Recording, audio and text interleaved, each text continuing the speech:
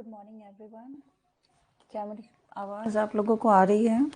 Please confirm. जल्दी जल्दी सब जुड़ जाइए, क्लास स्टार्ट हो गई है।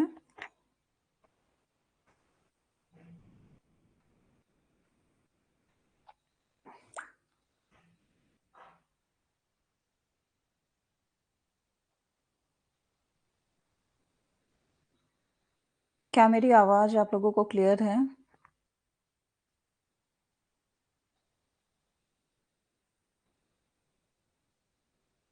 कौन कौन जुड़ चुके हैं अभी तक? प्लीज़ मैसेज करें।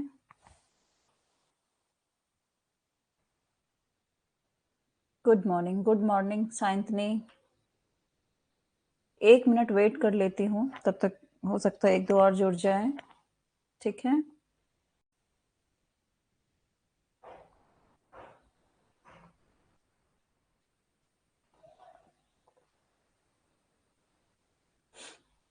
आइए जल्दी से।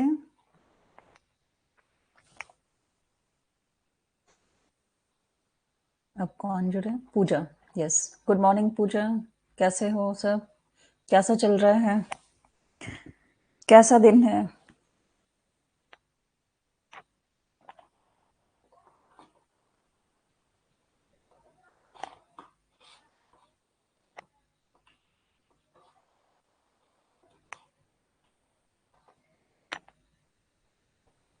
नोट्स सभी ने बना लिए? अच्छा दिन है, वेरी गुड। हर दिन अच्छा ही होता है, हर दिन को हम लोग पॉजिटिवली सोचेंगे। और इसलिए हम लोग को क्या करना होगा, तो चलो अब क्लास स्टार्ट करते हैं। गुड मॉर्निंग एंड नमस्कार एवरीवन। सभी का फिलर फॉर्म ऐप पर स्वागत है। और जैसा कि हम लोग क्लास स्टार्ट करते हैं एक मोटिवेशनल कोट्स के साथ, तो आज का मोटिवेशनल कोट्स ये है कि सफलता एक दिन में नहीं मिलती है। सफलता एक दिन में नहीं मिलती है, लेकिन जो मेहनत करते हैं उनको एक ना एक दिन सफलता जरूर मिलती है। इसीलिए हमें मेहनत करते रहना चाहिए, क्योंकि कहते हैं ना, Rome is not built in a day. Rome जो है एक दिन में नहीं बना, उसको बनने में बहुत टाइम लगे। और भी कुछ भी आप एग्जाम्पल लो, घर भी एक दिन में नहीं बनता है, उसको भी बनाने में टाइम लगता है। कंसिस्टेंसी और हार्ड वर्क और स्मार्ट वर्क भी, सभी तरह के काम होते हैं। उसके बाद फिर एक दिन जब घर बन जाता है तो दिनों दिन की मेहनत है। आज हम सोचेंगे कि आज घर बनाए और सब कुछ ले आएंगे सामान, तो क्या घर तुरंत बन जाएगा? नहीं बनेगा ना। ठीक इसी तरह रिजल्ट भी लाना है, तो रिजल्ट लाने के लिए भी हम लोगों को मेहनत करनी होगी। डेली मेहनत करेंगे, उसके बाद हम लोगों को रिजल्ट मिलेगा। तो सफलता एक दिन में तो नहीं मिलती है, लेकिन मेहनत करने वाले को सफलता एक दिन जरूर मिलती है। इसी पॉजिटिविटी के साथ क्लास स्टार्ट करते हैं। आप लोग कंफर्म कर दो मेरी आवाज क्लियर है ना, एक बार मैसेज कर दो, फिर क्लास कंटिन्यू करते हैं। ठीक है, ओके।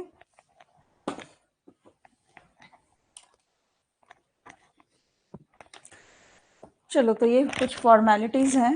जैसे ये फिलर फॉर्म का इंस्टाग्राम है, टेलीग्राम है, व्हाट्सएप है, सभी जगह से आप जुड़ सकते हैं। यहाँ पे यूजीसी नेट सेट की क्लियर क्लासेस स्टार्ट हो गई हैं। Yes clear ma'am, okay, thank you. ये मेरा कूपन कोड है, इसे लगाने से आपको 10% डिस्काउंट मिलेगा। और ऐप का टाइमिंग 11 बजे से है। मोस्टली यही टाइम 5-10 मिनट आगे पीछे होता है, 11 बजे से ही है। और कभी टाइम चेंज होता है तो वो मैं मैसेज कर देती हूँ। एक दिन मैंने 8 बजे लिया है, बाकी सभी दिन ऐप पे 11 बजे ही टाइमिंग होती है। ठीक है, ये ग्रोथ एंड डेवलपमेंट यूनिट 3 हम लोग पढ़ रहे थे, लर्नर एंड लर्निंग प्रोसेस। तो उसमें हम लोगों ने क्या सब पढ़ा है? उसमें हम लोगों ने पढ़ा है ग्रोथ एंड डेवलपमेंट, कॉन्सेप्ट पढ़ा है, प्रिंसिपल पढ़ा है, कॉग्निटिव के बारे में जाना है थोड़ा, and cognitive processes and stages of cognitive development, ये पढ़ेंगे आज। उसके बाद पर्सनैलिटी है, डेफिनेशन, थ्योरीज है। ठीक है, तो ग्रोथ का आप लोगों ने प्रीवियस वीडियोस देखा क्या? जो पहले जो क्लासेस हुई है दोनों ने देखा है? नोट्स बनाया है? पीछे सब क्लियर है ना? Please confirm. बताओ आप, मैसेज करो जल्दी कि पिछला सारा आप लोगों ने देखा है ना, सब कुछ क्लियर है।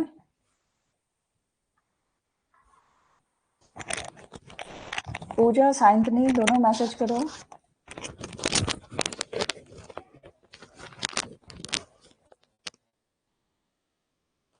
Yes ma'am, okay, thank you Pooja. Sayantani आप भी और पूजा दोनों, पहला वाला जो भी है उसको आप नोट्स बनाओ, क्लासेस देखो, क्योंकि कहीं ना कहीं सब लिंक्ड होता है, और आप लोग नोट्स बनाते चलो।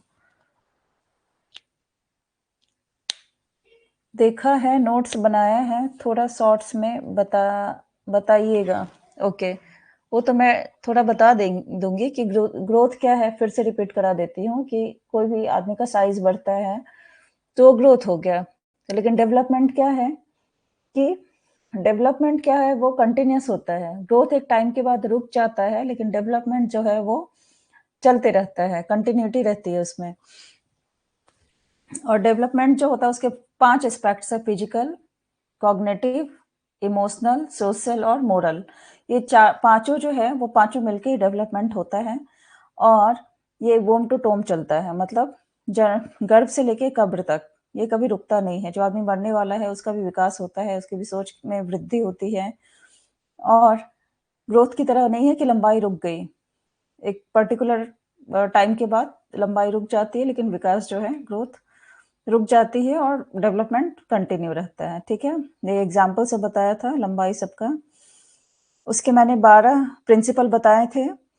प्रिंसिपल ऑफ डायरेक्शन डेवलपमेंट, उसमें सेफेलोकोडल और प्रॉक्सिमोडिस्टल आता है। एक सर से पैर तक कह सकते हैं सेफेलोकोडल, और प्रॉक्सिमोडिस्टल था अंदर से बाहर की तरफ। फिर rate of growth and development क्या होता है, सेम होता है कि डिफरेंट होता है? सब में अलग अलग होता है ना। आप ही जो जितने भाई बहन होंगे सभी में अलग अलग रेट है सभी का। ठीक है, डेवलपमेंट सीक्वेंस था, मोटर स्किल्स था, ग्रॉस मोटर स्किल्स था। मोटर स्किल्स में 2 आते हैं, ग्रॉस मोटर और फाइन मोटर, उसके बारे में बताया। इंटर सॉरी इंटर रिलेशन के बारे में बताया कि कैसे ये पांचों जो है aspects, physical, cognitive, moral, social, emotional, पांचों अटैच्ड हैं। फिर इंटीग्रेशन बताया, complete to part, spiral development linear नहीं है, इसके बारे में बताया। ये देखो, ये एग्जाम्पल से बताया था। फिर हेरिडिटी एंड एनवायरनमेंट बताया, कंटिन्यूस डेवलपमेंट है, वोम टू टोम। इंडिविजुअल डिफरेंसेस बताया कि सभी लोग अपने अपने भाषा,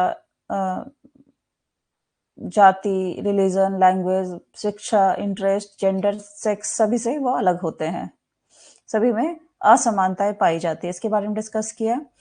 फिर principle of general to specific, यानी कि बेसिक टू एडवांस, उसको भी हमने डिस्कस किया। प्रिडिक्शन, यूनिफॉर्म पैटर्न, ये सब के बारे में बातें हुई हैं।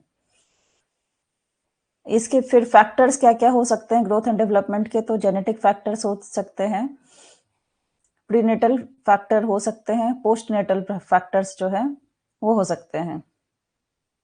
जेनेटिक मतलब जो जिन से, जैसे हेरिडिटी जो है वो आ जाएगा इसमें, क्रोमोसोमल डिसऑर्डर्स। फिर प्रीनेटल जो है और पोस्टनेटल, जन्म के बाद जो है उसके बारे में बातें की गई है। ठीक है, फिर मैंने 2 क्वेश्चन पूछा था आप लोगों से, आज थोड़ा सा ये बता देती हूँ। ठीक है, उसके बाद मैं नेक्स्ट डिस्कस करती हूँ। यहाँ तक समझ आया सभी को? All done?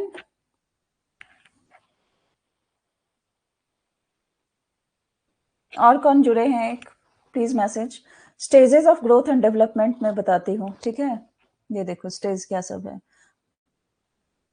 एक प्रीनेटल होता है, एक पोस्ट नेटल होता है। प्रीनेटल मतलब जो गर्भ में है उस टाइम की बातें हो जाती है, पूर्व जन्म, गर्भ धारण से जन्म तक। ठीक है, और इन्फेंसी एंड अर्ली चाइल्डहुड जो है वो है शैशव और प्रारंभिक बचपन, वो 0 से लेके 5 साल तक, जन्म के बाद जो होता है उसके बारे में बातें होती है। उसके बाद है मिडिल चाइल्डहुड, 6 से 11 साल के बीच का मिडिल चाइल्डहुड है। 12 से 18 एडोलेसेंस है, इसमें एज डिफरेंस होता है, कोई 17 मानते हैं, कोई 18 मानते हैं।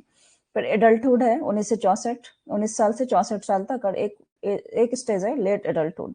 ठीक है, तो स्टेजेस में क्या होता है, प्रीनेटल में होता है, थोड़ा मैं जल्दी जल्दी बता रही हूँ क्योंकि उधर पियाजे भी बताना है, तो चाहती हूँ मैं एक दिन में कंप्लीट हो जाए।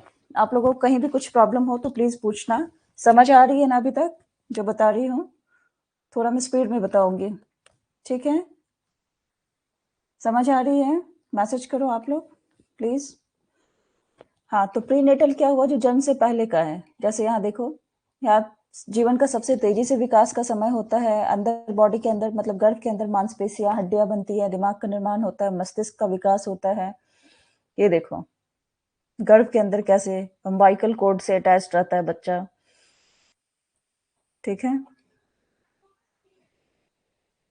ये सारे फोटो दिए हुए हैं। दूसरा है इन्फेंसी एंड अर्ली चाइल्डहुड, ठीक है?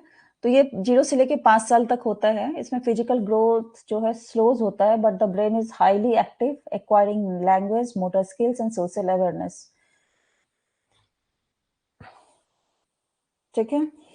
इसमें शारीरिक वृद्धि मतलब इतनी धीमी भी नहीं होती है, लेकिन थोड़ा स्लोली है। लेकिन मस्तिष्क जो है उसका निर्माण 5 साल तक, अब देखो जन्म से लेके 5 साल तक के बच्चों में बहुत बहुत बहुत अंतर हो जाता है। आपने अपने आसपास कोई बच्चों को देखा होगा तो आपने ये नोटिस किया होगा, ठीक है?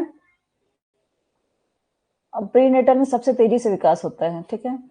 इसमें बच्चे क्रॉलिंग सीखते हैं, चलना सीखते हैं, बात करना सीखते हैं, सोचते हैं, सामाजिक और भावनात्मक रूप से भी मतलब हेरिडिटी एंड एनवायरनमेंट का भी यहाँ फैक्टर हो जाता है। एनवायरनमेंट से जुड़ते हैं, समाज से जुड़ते हैं, उनसे भी विकसित होते हैं। जैसा उनका आस पड़ोस होता है उसके अकॉर्डिंग्स वो सोचते हैं, ठीक है? तीसरा हो गया, ये बता दी। तीसरा है मिडिल चाइल्डहुड, 6 से 11 वर्षों तक के बच्चे को मिडिल चाइल्डहुड कहते हैं। इसमें physical growth becomes consistent, cognitive skills like problem solving improve and friendships play a bigger role, ठीक है? इसमें क्या होता है, इसमें शारीरिक वृद्धि कंटिन्यूस बढ़ती है, कंसिस्टेंटली बढ़ती है वो, ठीक है? एक नियत टाइम मतलब नियत ये पे बढ़ती है। और क्या होता है, बच्चे पढ़ना लिखना और गणित करना सीखते हैं। वे समस्या समाधान और तार्किक सोच यानी कि रीजनिंग स्किल्स, एनालिटिकल स्किल्स उसमें डेवलप होते हैं और वो फ्रेंड्स बनाते हैं और समूह का महत्व बढ़ता है, ठीक है? फ्रेंडशिप पे उसमें ध्यान ध्यान ज्यादा रहता है। फिर एडोलेसेंस, ये टॉपिक मैं एक बार आप लोग को करा दूंगी, बहुत इंपॉर्टेंट टॉपिक है, यहाँ से बहुत क्वेश्चन आते हैं, इसके बाद करवा दूंगी। तो एडोलेसेंस क्या है, 12 से 18 साल के होते हैं। उसमें रैपिड फिजिकल चेंज होता है, puberty brings hormonal shifts and emotional and social developments take center stage, ठीक है? इसमें क्या होता है, किशोरावस्था में तेजी से शारीरिक परिवर्तन होते हैं, जैसे जो भी चेंजेस होने वाले होते हैं गर्ल्स में या बॉयज में, प्यूबर्टी जो होता है वो इसी टाइम में होता है। और उसके कारण क्या होता है, उनका भावनात्मक उतार चढ़ाव वाला होता है और समय।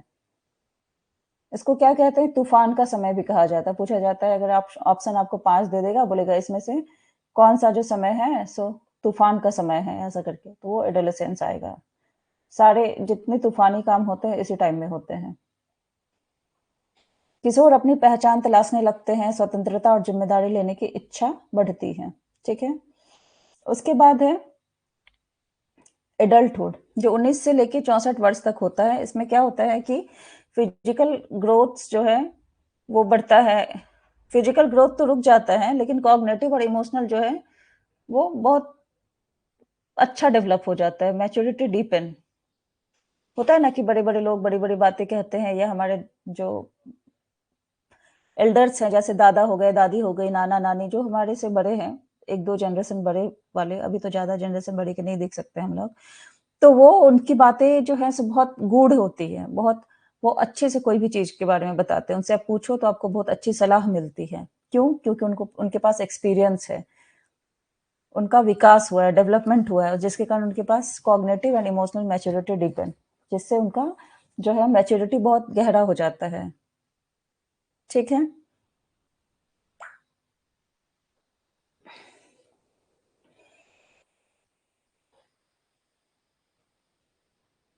उसके बाद आता है, मतलब ये 19 साल से शुरू होती है और 64 साल तक चलती है। इसमें 19 साल में करियर स्टार्ट हो जाता है, उसके बाद शादी हुई, ये सब हुआ, फैमिली स्टार्ट हुआ, फिर 64 मतलब इस एज तक लोग फैमिली को प्रायोरिटी देते हैं, करियर एंड फैमिली के बीच ही झूलते रहते हैं। उसके बाद लोग फिर 65 के पास बाद फिर अपनी जिम्मेदारियों से मुक्त हो जाते हैं, तो late adulthood. Physical changes like decreased mobility occur but learning and engagement in life remain important. उसमें क्या होता है कि फिर से इसको कह सकते हैं कि फिर से बचपन आ गया, 65 प्लस है तो फिर से उनमें बचपन आ जाता है, उनकी शारीरिक रूप से वो कमजोर हो जाते हैं, लेकिन उनकी जो डेवलपमेंट है, मोरल डेवलपमेंट है, लर्निंग है, वो लाइफ टाइम चलते रहता है। ठीक है, यहाँ देख लेते हैं। आ जाती है, अनुभव ज्ञान का भंडार होता है, जितने एजेड है उनके पास उतना ज्ञान उतना अनुभव है, क्योंकि जिंदगी में सबसे ज्यादा हम सीखते किससे हैं? लाइफ से, अनुभव से सीखते हैं। अक्सर रिटायर होते हैं, नई शौक अपनाते हैं, दादा दादी बन सकते हैं। ठीक है, 65 प्लस 60 साल में रिटायर हो जाते हैं, तो उसके बाद अपना नया हॉबी ढूंढते हैं, घूमना फिरना, अपना फ्रेंड सर्कल बनाए, सामाजिक अपना दायरा अलग करते हैं, फिर एक दादा दादी बनते हैं, एक अलग इम्पोर्टेंट होता है।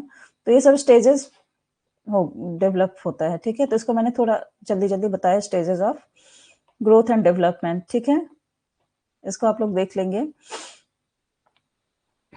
अब ये जैसे एक क्या है यहाँ पे, इमेजिनेटरी सीडलिंग, remember cephalocaudal and proximodistal principle. अब सेफेलोकॉर्डल और प्रॉक्सिमोडिस्टल को तो बताई थी पीछे कि कैसे होता है। तो जैसे strong roots, base develop first anchoring the seedling, पहले बेस डेवलप हुआ, सर से पैर तक होता है इसमें एक्चुअली।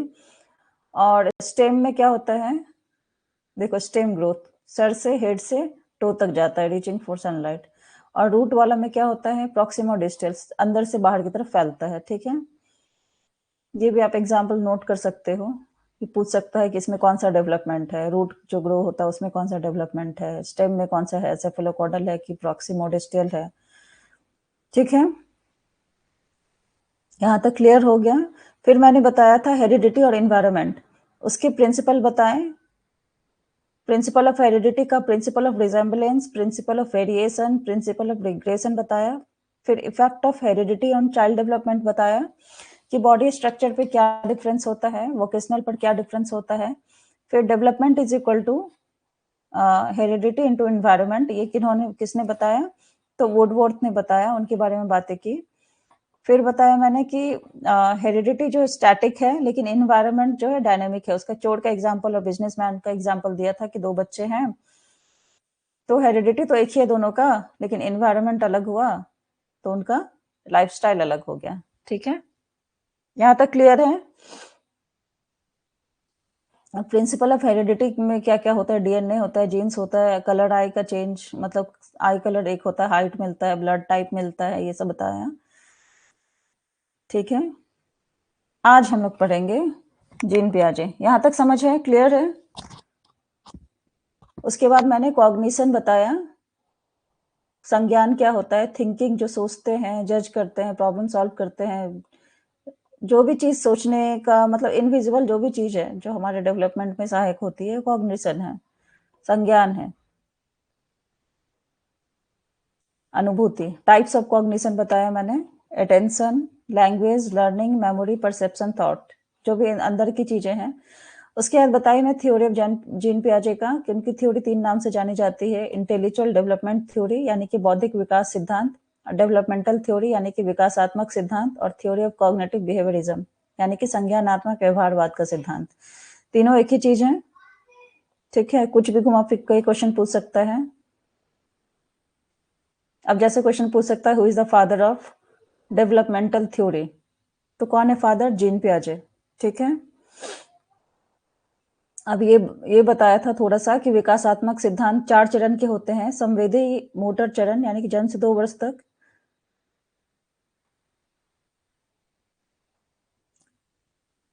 एक मिनट, हाँ, यहाँ तक मैं कल आई थी, सेंसरी मोटर स्टेज है। फिर पूर्व परिचालन चरण 2 से 7 वर्ष तक है यानी कि प्री ऑपरेशनल स्टेज। ठोस परिचालन चरण जो है 7 से 11 वर्ष है यानी कि कॉन्क्रीट ऑपरेशनल स्टेज। और चौथा है जो है अमूर्त परिचालन चरण है, जो 11 से ऊपर का होता है, जिसको फॉर्मल ऑपरेशनल स्टेज कहते हैं। ठीक है, यहाँ तक क्लियर है। इसमें बोले कि कॉग्निटिव में जीन पियाजे तो बहुत ज्यादा ही इससे क्वेश्चन पूछता है। फिर उसके बाद वाइगोत्स्की भी थोड़ा बता दूंगी, ब्रूनर्स भी बता दूंगी, और तीनों का जो है क्रिटिकल पर्सपेक्टिव वो बताऊंगी। और जीन पियाजे से भर भर के क्वेश्चन आते हैं कॉग्निटिव में, तो इसको बहुत डीपली हम लोग पढ़ेंगे। ठीक है, चलो, तो यहाँ तक क्लियर है? कल का रिवीजन सब हो गया है, यहाँ तक मैं बता दी। यहाँ तक क्लियर है तो आगे बढ़े, मैसेज करो प्लीज। आप लोग बताओ मुझे कि यहाँ तक क्लियर है, फिर आगे बढ़ूंगी मैं, नया टॉपिक पढ़ाऊंगी। कल का रिवीजन था और एक नया उसमें बताई थी, स्टेजेस बताई। साइंतनी एंड पूजा, प्लीज मैसेज करो, सब क्लियर है?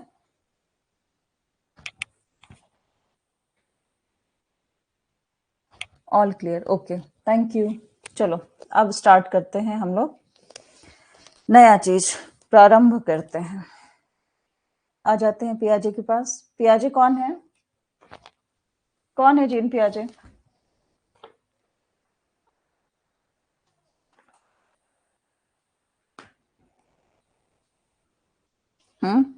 आप लोग को पता है कुछ, कौन है पियाजे?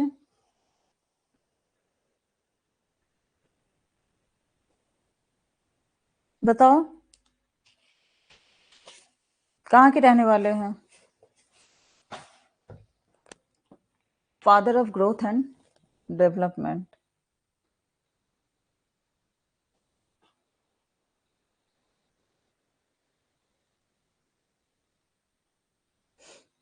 बताओ कहाँ के रहने वाले हैं पियाजे?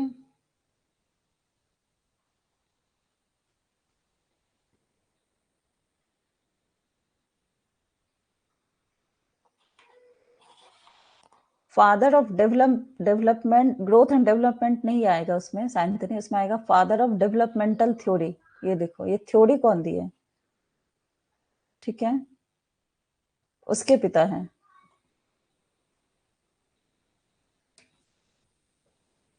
ठीक है, हाँ तो बताओ कौन है पियाजे?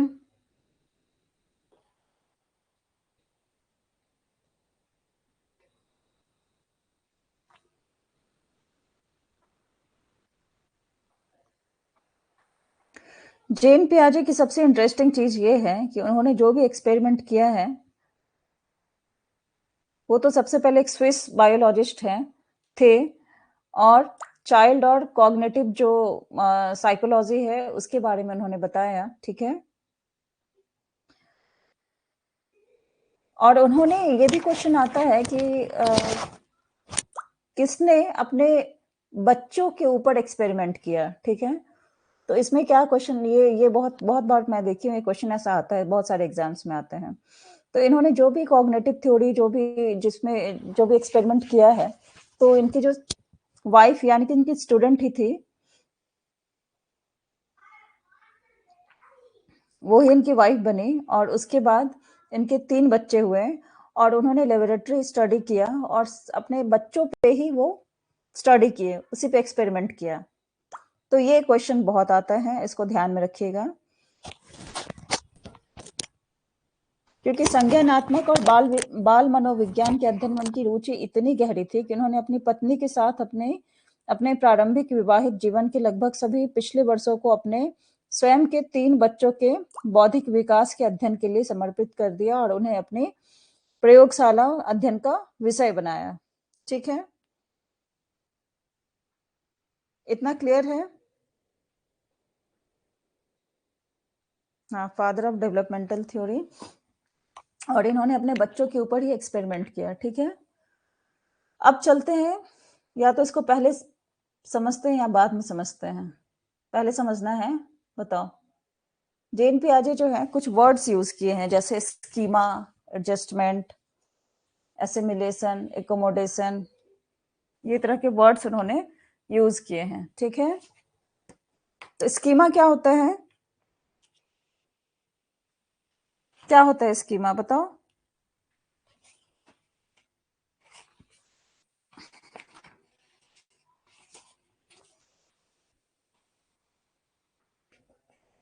इसमें स्कीमा को पियाजे ने जो बिल्डिंग ब्लॉक जो है, मतलब बिल्डिंग ब्लॉक का है, बेसिक, मतलब स्कीमा के आधार पे हम कुछ कर सकते हैं, सोच सकते हैं।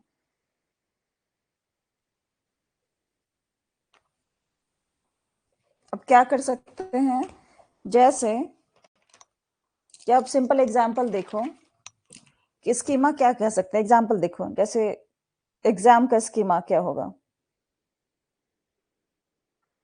जैसे आपके पास काम करने की योजना हो और अलग-अलग तरीके से है, जैसे आप मान लो कि यूजीसी नेट का एग्ज़ाम दोगे, ठीक है? तो उसमें स्कीमा रहेगा कि नेट का एग्ज़ाम देना है और उसके साथ मैंने DSSS का जो है उसका भी एग्ज़ाम का फॉर्म मुझे भरना है या भरा है, तो उसका भी तैयारी करनी है। तो ये और इसके बाद मैं मास्टर्स किसी और सब्जेक्ट में कर रही हूँ, तो उसका भी रहेगा। तो उसमें क्या आप स्कीमा अपना दिमाग में बैठाओगे कि पहले मुझे इसकी भी तैयारी करनी है, फिर इसके बाद उसकी तैयारी करनी है। ठीक है, नॉलेज, हाँ, ठीक है। और DSSS भी जो है उसका एग्ज़ाम का ये डेट है, मेरा मास्टर्स का ये डेट है, नेट का ये डेट है, तो एक स्कीमा आपके दिमाग में बना, योजना बनी, मतलब आपको अपने काम करने की योजना मिली, बनानी है, दिमाग में बनती है और अलग-अलग तरीके, सबके सिलेबस अलग हैं, सबके क्वेश्चन पूछने के पैटर्न अलग है, कोई ऑब्जेक्टिव है, कोई सब्जेक्टिव है कि नहीं? तो दिमाग में जो एक मेंटल मतलब कह सकते हैं कि ये बेसिक बिल्डिंग ब्लॉक बना ना, किसी चीज का स्कीमा बना, फोटो बना कि मुझे कैसे क्या करना है। ठीक है, स्कीमा समझ आया? स्कीमा समझ आया?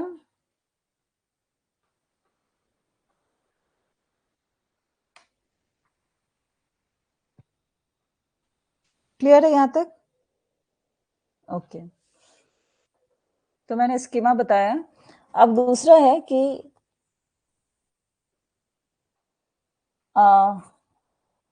एसिमिलेशन, यस, एसिमिलेशन और एकोमोडेशन। तो ये क्या है? अब ये देखो, इसके पार्ट वो कैसे होंगे। एडजस्टमेंट हम लोग कहाँ से सीखते हैं? मतलब ये कहाँ का टर्म आ जाएगा? एडजस्टमेंट कहाँ से टर्म आएगा? एडेप्टेशन से आएगा, अनुकूलन। ठीक है, ADAPTATION।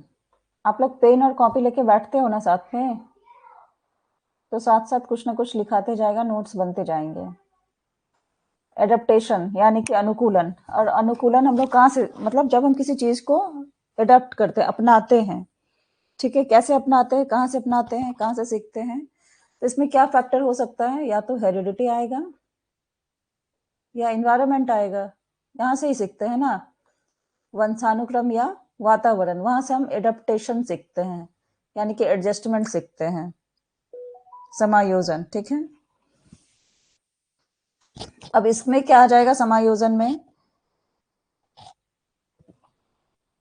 अब इसमें दो तरह का समायोजन आएगा, पहला एसिमिलेशन और दूसरा आएगा एकोमोडेशन। ठीक है, तो एसिमिलेशन मतलब क्या, इसको कहते हैं हिंदी में आत्मसातीकरण। आपको हिंदी चाहिए तो लिख लो आप, मैं नेक्स्ट स्लाइड में बना दूंगी, इसका बनाया नहीं है मैंने। एसिमिलेशन को परिपाक, आत्मसातीकरण इसको कहते हैं, मतलब एज इट इज, हु बहु सेम टू सेम किसी चीज को सीख लेना। ठीक है, एक्वायर्ड करना, सेम टू सेम किसी चीज को सीखना होता है एसिमिलेशन। एज इट इज जो भी है उसको सीखा। जैसे कि यहाँ पे देखो, जैसे कोई बच्चा डॉग को देखता है तो पूछता है कि ये क्या है। ठीक है, तो हम लोग बोलेंगे इसको डॉग कहते हैं, ये डॉग है। तो उसके दिमाग में क्या बनेगा? डॉग का एक फोटो बनेगा। तो फोटो बनेगा, क्या हो गया? स्कीमा। वो समझेगी कि अच्छा अच्छा ऐसा लुक वाला जो है वो डॉग होता है। तो स्कीमा को हम लोग ये भी कह सकते हैं कि किसी चीज का फर्स्ट टाइम जो मेंटल पिक्चर बनता है, मतलब किसी आदमी के प्रति भी हमारा बन सकता है ना, किसी के बारे में सुनेंगे कि बहुत महान है, वो ऐसा है या वैसा है। तो नेगेटिव या पॉजिटिव, दिमाग में एक मेंटल पिक्चर हर किसी का बनता है, हर किसी के बारे में हमारे दिमाग के अंदर एक सोच होती है कि नहीं होती है? तो दैट इज स्कीमा। उसी तरह से एसिमिलेशन में क्या होगा? हु बहु हम लोग किसी चीज को देखते हैं तो एज इट इज उसको देख लिया, आत्मसातीकरण कर लिया, तो वो हो गया एसिमिलेशन। ठीक है,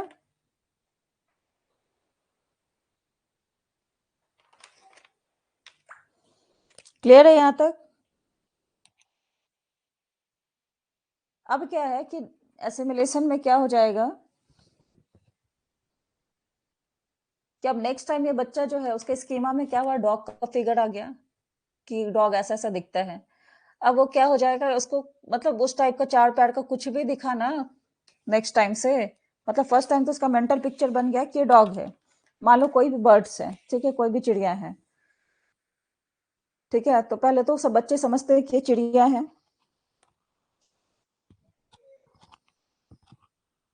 assimilation means existing knowledge, very good.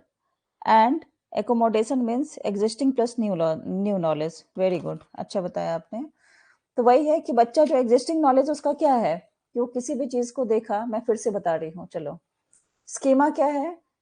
Schema में क्या हुआ कि बच्चा मान लो कि कोई चीज को देखा, मैंने एग्जाम का एक एग्जाम्पल दिया था कि हमारा एग्जाम है तो उसको हम सोचेंगे क्या बनेगी। अब एसिमिलेशन में देखो कि जो चीज जैसा मान लो कि डॉग को देख के बच्चा पूछता है कि ये क्या है, तो बोलेंगे ये डॉग है, तो उसके स्कीमा में फिगर बना, मतलब वो सोचा कि ये जो 4 पैर का है वो डॉग है। तो नेक्स्ट टाइम क्या होगा, जो भी 4 पैर का कुछ भी दिखा उसे, गाय मतलब कॉव, डॉग, कैट, जो भी दिखा, तो सबको वो क्या समझेगा, सबको समझेगा कि सब डॉग ही है। मतलब उसकी जो नॉलेज है उसमें वो सबको एसिमिलेट कर लिया, हूबहू समझ लिया कि जो भी 4 पैर का है वो डॉग ही है, ठीक है। और उसके बाद क्या होगा, मान लो एकोमोडेशन क्या होगा, एकोमोडेशन ये हो जाएगा कि जब बच्चा को डॉग, कैट, इसके डिफरेंस में समझ आए, मतलब इसको हूबहू नहीं समझे। यहाँ डॉग को भी डॉग समझता है, कैट को भी कैट समझता है एसिमिलेशन में, लेकिन एकोमोडेशन में क्या होता है कि नया नॉलेज ऐड होता है उसमें।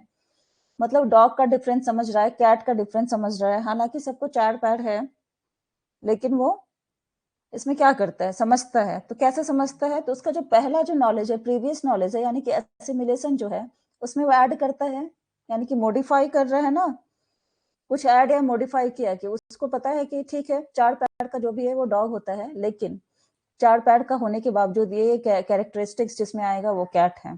तो अपने प्रीवियस नॉलेज में वो कुछ ऐड किया और इस तरह से उसको डॉग और कैट में डिफरेंस समझ में आ गया। क्लियर है ये चीज, ये पॉइंट समझ आया?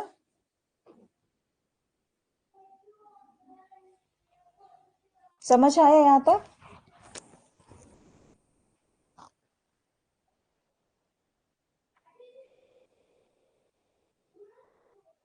ठीक है। अब इक्विलिब्रियम क्या आएगा कि बैलेंस बनाएगा उसमें, मतलब अपनी नॉलेज में पहले वाली चीज को एज इट इज ऐड करेगा कि ये डॉग ऐसा दिखता है, कैट ऐसा दिखता है, ठीक है। एग्जाम्पल मैंने बताया, और भी बहुत सारे एग्जाम्पल्स हो सकते हैं।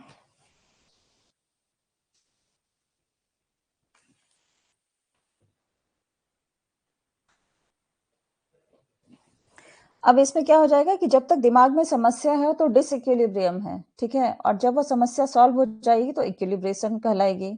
मतलब कि जब लाइफ में असिमिलेशन और एकोमोडेशन को समझ लेते हैं तो चीजों को बैलेंस करना सीख लेते हैं। अब एकोमोडेशन क्या है, एकोमोडेशन यानी कि ऐड करते हैं नया चीज को, ठीक है, और एसिमिलेशन मतलब प्रीवियस जो है। अब मान लो एग्जांपल यूजीसी नेट, ठीक है, अब समझेंगे यूजीसी नेट का एग्जाम तो सभी ने दिया है, ठीक है, या यूजीसी नेट का मुझे एग्जाम देना है। अब यूजीसी नेट का एग्जाम सबके लिए क्या हो गया, एसिमिलेशन हो गया, सबको लगेगा एक ही चीज है, सबको एक ही चीज पढ़ के देना है। लेकिन एकोमोडेशन में क्या आएगा कि हम जान रहे हैं कि मेरा पेपर 1 जो है सो कॉमन है और पेपर 2 जो है सो डिफरेंट है, मेरा एजुकेशन सब्जेक्ट है तो मुझे ये सब चीजें पढ़नी है, मुझे इंग्लिश की सब्जेक्ट नहीं पढ़नी है या एसएसटी की सब्जेक्ट नहीं पढ़नी है। तो वहां मेरा क्या हो गया, एकोमोडेशन हो गया। लेकिन ये दोनों पढ़ने के बावजूद भी हम लोग यूजीसी नेट क्वालिफाई करेंगे, तो ये हमारा समझ आया, इक्विलिब्रियम समझे ना, बैलेंस बनाना सीखे, समझ बढ़ी, ठीक है। तो इसलिए बोल रही हूँ कि जब लाइफ में एसिमिलेशन यानी कि प्रीवियस नॉलेज जो है और उसमें जो ऐड करेंगे एकोमोडेशन समझ लेते हैं तो चीजों को बैलेंस करना सीख लेते हैं, तो इक्विलिब्रियम आ जाते हैं। एक ही टाइप में जो ऐड किया जाएगा वो एसिमिलेशन कहलाएगा, और एक ही चीज में जब ऐड करके मॉडिफिकेशन होगा तो वो एकोमोडेशन होगा। और दोनों को अगर बराबर तराजू में तौलने का जो काम करता है वो कौन सा काम करेगा, इक्विलिब्रियम, ठीक है। यहाँ तक क्लियर है? यहाँ तक क्लियर है तो मैं पियाजे पढ़ाना स्टार्ट करती हूँ। क्लियर है यहाँ तक?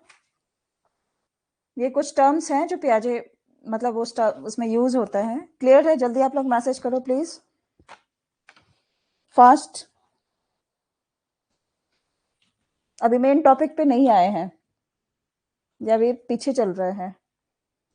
चलो जल्दी से आप लोग मैसेज करो, समझ आ गया, all clear? Pooja and Sayantani, okay. अब चलो ये तो टर्म्स समझ गए, 4 टर्म्स थे। अब नेक्स्ट आते हैं, ये वही है, हिंदी में इसका लिखा हुआ है। अब आओ संज्ञानात्मक विकास का सिद्धांत, जीन पियाजे का, कौन सा है?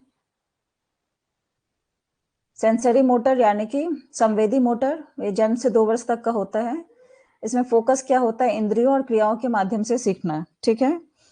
तो learning through senses and actions, जैसे एक बच्चा जो है ग्रास्प करता है, एक्सप्लोरिंग ए ब्राइट टॉय, एक बच्चा एक चमकदार खिलौने को पकड़ा और उसकी जांच करे कि क्या है ये। छोटे बच्चे को देखोगे ना आप, उसको कुछ हाथ में तो अलट पलट के देखते रहेगा, लगेगा उसको सब कुछ अजूबा ही दिखता है, लगता है कौन से प्लेनेट से क्या आ गया है, ऐसे ही लगता है ना बच्चे को। और दूसरा चरण क्या है? पूर्व संचालनात्मक, यानी कि प्री ऑपरेशनल, ठीक है। इसमें क्या है?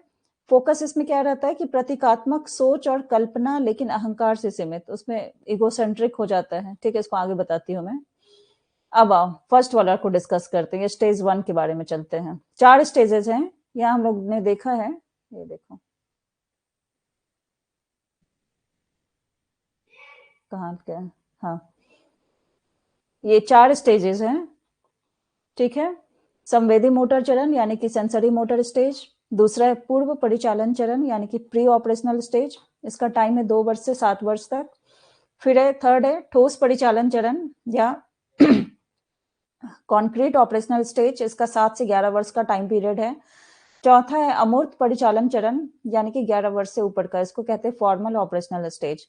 तो सभी स्टेजेस के बारे में 1 to 1 पॉइंट वाइज पढ़ेंगे, और आप लोग प्लीज अभी कॉपी और पेन लेके जरूर बैठो, क्योंकि इसमें बहुत सारे पॉइंट्स हैं।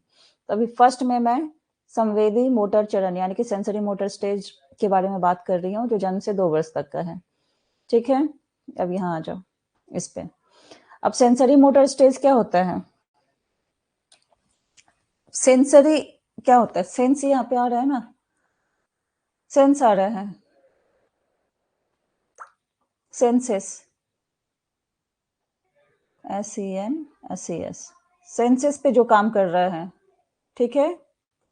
थोड़ी मेरी हैंडराइटिंग एडजस्ट कर लेना, वो इतना मुझे पेन टैब यूज करने नहीं आ रहा है। तो सेंसरी क्या हो गया कि सेंसेस जिसमें यूज होगा। अब सेंस क्या होगा? जैसे आंख से सीखेगा, आंख से देखेगा, कान से देखेगा, कान से सुनेगा, नाक से सूंघेगा, ये सब होगा ना उसमें, ठीक है। जो भी उसके सेंस ऑर्गन से 5 सेंस ऑर्गन्स होते हैं, तो उस चीज से वो समझेगा। कितने सेंस ऑर्गन्स होते हैं? 5 की 6? बताओ सेंस ऑर्गन्स कितने होते हैं? 5 सेंस ऑर्गन्स होते हैं, तो उससे सीखा जाता है। तो ये है सेंसरी मोटर स्टेज, ठीक है। इसमें इसका टाइम पीरियड जो है बर्थ से 2 साल तक का बोला जाता है। अब इसमें देखो, इसमें भी क्या एक उलझा हुआ क्वेश्चन रहता है, ये देखो बहुत इंपॉर्टेंट चीज बता रही हूँ, ये भी क्वेश्चन बहुत बार आया है। अगर मान लो कि कहीं 0 to 2 ईयर्स है, ये दिया है इसका टाइम पीरियड, और दिया है बर्थ से लेके 2 साल तक, ठीक है। ऑप्शन में अगर दिया हुआ है कि सेंसरी मोटर स्टेज जो है उसका टाइम क्या होगा, 0 से 2 ईयर्स है कि बर्थ से 2 ईयर्स है, तो इसमें क्या ऑप्शन होगा बताओ? 0 to 2 में क्या आ जाएगा? जो गर्भ में है, जब वो वोम में है, गर्भ के अंदर से लेके जन्म के 2 साल तक, ये आता है। लेकिन सेंसरी मोटर क्या होगा? ये बर्थ मतलब गर्भ के बाहर जो आया उसके बाद से लेके 2 साल तक। तो इसमें ये दोनों ऑप्शन रहेगा, दोनों तो सेम ही टाइप का दिख रहा है, कंफ्यूज हो जाएंगे। लेकिन इसमें क्या आएगा? बर्थ से लेके 2 साल तक, ये वाला ऑप्शन सही होगा, ठीक है। अगर ये ऑप्शन नहीं रहा, अगर ये बर्थ से लेके 2 साल तक का ऑप्शन नहीं रहा, तो हम लोग 0 to 2 ईयर्स पे जाएंगे। अंडरस्टैंड? समझा ये डिफरेंस? मैंने बताया कि सेंसरी मोटर स्टेज यानी कि सेंस जो है हमारे 5 सेंस ऑर्गन्स है, उस पे काम करता है ये, और इसको बर्थ से लेके 2 साल तक का बताया गया है। लेकिन कहीं कहीं क्वेश्चन में क्या हो जाता है, कंफ्यूज कराने के लिए पीवाईक्यूज में इसमें क्या होता है कि 0 to 2 years भी ऑप्शन में दे देगा और बर्थ से लेके 2 years भी दे देगा। तो उसमें हम लोग बर्थ से लेके 2 years, जन्म से लेके 2 वर्षों तक पे जाएंगे, क्योंकि 0 to 2 में क्या है, वो गर्भ के अंदर उसका उसका टाइम पीरियड भी इसमें काउंट होता है। ठीक है। लेकिन अगर कहीं ऑप्शन में बर्थ से लेके 2 years नहीं है और 0 to 2 years है, तब यही ऑप्शन सही होगा। समझ आया? यहां तक क्लियर है? क्लियर है यहां तक? बताओ। देखो अभी स्टार्ट भी नहीं हुआ, टाइम हो जाएगा फिर। जल्दी जल्दी बताओ, क्लियर है यहां तक? ओके। अब देखो इसमें क्या है, इसमें है गोल डायरेक्टेड बिहेवियर। ठीक है,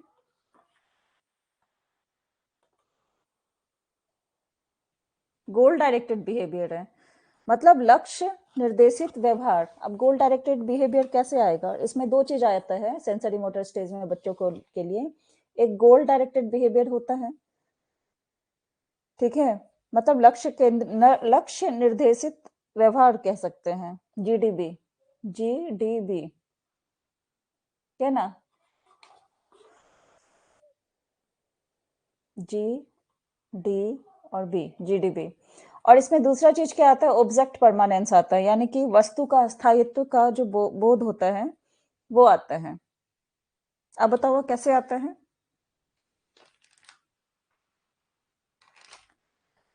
अब जैसे कि अगर बच्चे का खिलौना कहीं हम छुपा देते हैं, 2 साल तक के बच्चे का इसमें माना गया है, तो कोई छोटा बच्चा है, मतलब उसी एज का है, 0 से लेके 2 वर्ष, तो 0 वाला तो अभी तुरंत नहीं खोजना शुरू करेगा, लेकिन 2 वर्ष तक का हम लोग लेते हैं उसके मिडल से। तो अगर बच्चे का खिलौना हम कहीं छुपा देते हैं और उसे पता है कि उसको हम पर्दे के पीछे छुपाए हैं, तो वह ढूंढ कर उसको ले आता है, कर्टन के पीछे जाता है, उसको ढूंढ के ले आता है। तो हम क्या इसे कह सकते हैं कि बच्चे में ऑब्जेक्ट परमानेंस आ गया है, यानी कि बच्चा जो है वस्तु का स्थायित्व तो समझ गया है कि पर्दे के पीछे मेरा बॉल जाके छुपा दिया है, मैं जाके वहां से ले आता हूँ। ठीक है, ये एग्जाम्पल हो गया ऑब्जेक्ट परमानेंस का। ठीक है, लेकिन जब वो बच्चा का मान लो कि वो गया, वो उसका खिलौना नहीं मिल रहा है, तो समझ गया कहीं तो छुपाया है। ठीक है, तो जब वो उस ऑब्जेक्ट यानी कि उस टॉयज को या उस खिलौने को ढूंढने के लिए निकलता है, तो उसका क्या होगा, वो गोल डायरेक्टेड बिहेवियर होगा। ढूंढने के लिए निकला तो गोल डायरेक्टेड बिहेवियर होगा, और उसको पता है कि पर्दे के पीछे है, तो वहां से जाके अपना ढूंढ लिया सेम चीज। और भी बहुत सारे टॉयज वहां रखे हैं, लेकिन अपना बॉल जाके ढूंढ लिया या टॉयज जाके ढूंढ लिया, जो भी उसका छुपाए हैं, तो वहां से ढूंढ के ले जाता है, ले आता है वो, तो वो हो गया ऑब्जेक्ट परमानेंस। समझ में आया यहां तक? अब इसमें आता है कि कितने मंथ्स के बच्चों में ऑब्जेक्ट परमानेंस आ जाता है, डेवलप हो जाता है, तो ये आएगा 18 मंथ्स। ठीक है, 18 मंथ्स तक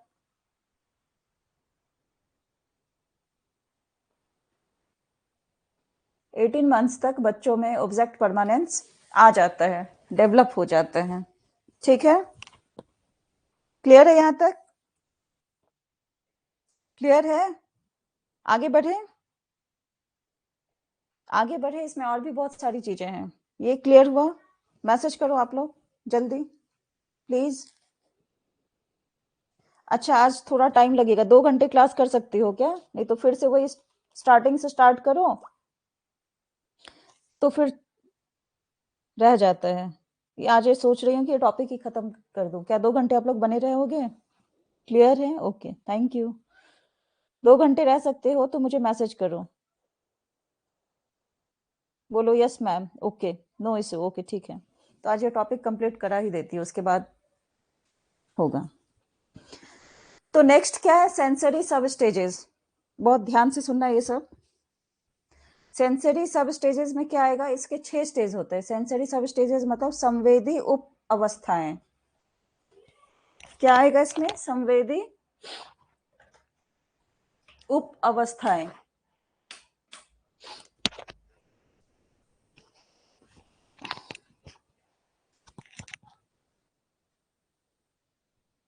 अब इसमें 6 स्टेजेस, सेंसरी सब स्टेजेस में 6 टाइप्स हैं।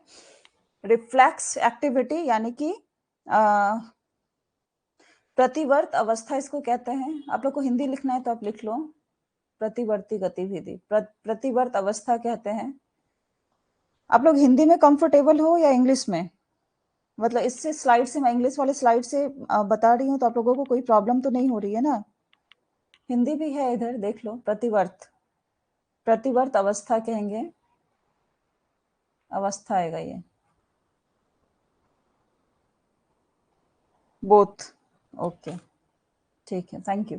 तो रिफ्लेक्स एक्टिविटी मतलब प्रतिवर्त अवस्था, मतलब इसमें क्या होता है कि बच्चे का जन्म जो हुआ और उससे 30 दिन के अंदर क्या होता है, कुछ चीजें डेवलप होती हैं। जो बच्चा जन्म लेता है और अब 30 दिन यानी कि 1 महीने बाद जाओ तो उस बच्चे को देखो, तो उसको आप देखोगे कि बहुत चीज समझने लगा है, कुछ चीजें डेवलप हुए हैं। तो वो क्या है, वो रिफ्लेक्स एक्टिविटी है, यानी कि प्रतिवर्त अवस्था उसको कहते हैं। कब से होता है ये? बर्थ से लेके 30 डेज। टाइम पीरियड सबका आप लोग लिख लेना। रिफ्लेक्स एक्टिविटी, ठीक है। इसमें क्या सीखता है बच्चा? जैसे कि दूध पीता है, मतलब सकिंग से, सकिंग जो है वो रिफ्लेक्स एक्टिविटी है, चूसना दूध पीने के लिए, या अंगूठा चूस रहा है, ये सब रिफ्लेक्स एक्टिविटी हो गया। दूसरा है पीसीआर, यानी कि प्राइमरी सर्कुलर रिएक्शन। इसको हिंदी में कहते हैं प्रमुख वृत्तीय प्रतिक्रिया। इसका टाइम पीरियड कब से होगा? 1 मंथ, यानी कि 30 डेज तक तो ये रिफ्लेक्स एक्टिविटी हुआ ना, 31st डेज हो जाएगा, तो यानी कि 1 मंथ से लेके 4 मंथ्स तक इसका टाइम पीरियड है पीसीआर का, प्राइमरी सर्कुलर रिएक्शन, प्रमुख वृत्तीय प्रतिक्रिया, ठीक है। इसमें बच्चा किसी काम को डबल डबल करता है, रिपीट करता है, ठीक है। अब जैसे अभी तुरंत तो पानी में नहीं जाएगा, जैसे एग्जांपल आप लो कि बड़े बच्चे को आप देखोगे कि पानी में गया है, उसको छप छप करके बहुत मजा आता है, पानी में उछल उछल के, तो उसको रिपीट करते रहता है ना, छप छप छप छप करते रहता है, तो उसको बहुत मजा आता है। तो ये तो एग्जाम्पल बहुत बड़े बच्चे का है, छोटा बच्चा तो अभी 4 महीने का, तो पानी में तो छप छप नहीं जाएगा। मतलब आप इमेजिन करो कि वो कोई भी चीज डबल डबल करता है, मतलब डबल डबल, जैसे आप उसके पास कुछ जाके बोलो तो सोचता है बाबा, मतलब ऐसा ट्राई करता है कुछ बोलने का, देखने का, सुनने का, छूने का। जो डबल डबल करता है तो इसका मतलब क्या है? इसका मतलब है कि बच्चा जो है रिपीट करना सीखता है, और बच्चा यूज करना सीखता है, प्राइमरी सर्कुलर रिएक्शन में यूज करना सीखता है 1 मंथ से लेके 4 मंथ तक, ठीक है।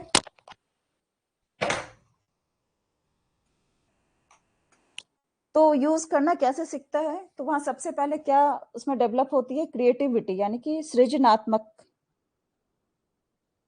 सृजनात्मकता, क्रिएटिविटी इसमें डेवलप होती है, ठीक है। समझ आया ये? रिफ्लेक्स में जो बर्थ से लेके 30 दिन तक रहेगा बच्चा, रिफ्लेक्टिव हम लोग पढ़ते हैं ना, रिफ्लेक्स मतलब उसका प्रतिवर्त, तो प्रतिवर्त अवस्था है। तो इसमें बच्चा जो है दूध पीना, मतलब सकिंग सीख रहा है, रिफ्लेक्स एक्टिविटी सीखता है। ये बर्थ से लेके 30 दिनों तक होता है। और प्राइमरी सर्कुलर रिएक्शन में क्या होता है कि 1 महीने से 4 महीने तक का होता है इसका टाइम पीरियड, और इसमें कोई भी चीज को बच्चा डबल डबल करता है। या आप नोट थोड़ा थोड़ा बना लो, इसलिए मैं बोली कि आप लोग पेन कॉपी लेके बैठो। डबल डबल कोई भी चीज को करता है और उसको इसमें बहुत मजा आता है। तो डबल डबल क्यों करता है? क्योंकि बच्चा जो है रिपीट करना सीख रहा है और बच्चा यूज करना सीख रहा है। तो कोई भी चीज को आप रिपीट करोगे, यूज करोगे, तो क्या होगा? आपका क्रिएटिविटी बढ़ेगा ना। तो बच्चे का क्रिएटिविटी डेवलप होता है इस स्टेज में। All clear? इसमें क्वेश्चन आएगा कि कौन से स्टेज में बच्चे का क्रिएटिविटी डेवलप होता है, तो वो आ जाएगा पीसीआर, यानी कि प्राइमरी सर्कुलर रिएक्शन। ओके, अब नेक्स्ट में आते हैं। ये रिफ्लेक्स हो गया, प्राइमरी हो गया। थर्ड है एससीआर, यानी कि सेकेंडरी सर्कुलर रिएक्शन। अब जैसे इसमें क्या आ जाएगा, इसका टाइम पीरियड होगा 4 महीने तक। तो पहले वाले में प्राइमरी में गया, तो इसका 4 मंथ से लेके, या डेज भी आपको कभी पूछ सकता है, तो 30 से इसको मल्टीप्लाई कर दो, तो 4 मंथ से लेके 8 मंथ्स तक ये इसका टाइम पीरियड है, ठीक है। तो इसमें क्या होगा, सेकेंडरी सर्कुलर रिएक्शन यानी कि द्वितीय वृत्तीय प्रतिक्रिया। इसमें क्या हो जाएगा, बच्चा इसमें क्या होता है, उलटता है, पलटता है, हेड एंड टेल उसका होता है ना, कहते हैं ना बच्चा पलट गया है, स्टार्ट करता है पहले क्रॉल, मतलब पलट, पहले तो बच्चा सीधा रहता है, उसके बाद पलट जाता है, फर्स्ट टाइम पलटता है तो काफी एक्साइटमेंट होती है, आज बच्चा पलटा है, होता है ना, तो इसी स्टेज में होता है सेकेंडरी सर्कुलर रिएक्शन में। तो उसमें वो 4 महीने से लेकर 8 महीने तक के बीच की ये प्रक्रिया है, और हेड एंड टेल उलटना पलटना सीखता है, कोई भी चीज के लिए आपको रिस्पॉन्स देना शुरू करता है, रिएक्शन देना शुरू करता है। जैसे आप कुछ उसके सामने जाके बोलोगे बच्चा के सामने, तो आपको रिएक्शन देगा, उसके सामने बोलोगे बाबा पापा या कुछ ऐसा एक्सप्रेशन दोगे तो वो भी आपको ऐसा रिस्पॉन्स देता है, ठीक है। तो रिस्पॉन्स देना किस में स्टार्ट करेगा, क्वेश्चन आएगा, अगर रिस्पॉन्स देना किस किस स्टेज में स्टार्ट करेगा तो वो किस में आएगा, सेकेंडरी सर्कुलर रिएक्शन में। समझ आया, क्लियर है यहाँ तक, क्लियर है, आप लोग मैसेज करो प्लीज, क्लियर है तो लिखो ऑल क्लियर, फिर मैं नेक्स्ट बढ़ती हूँ।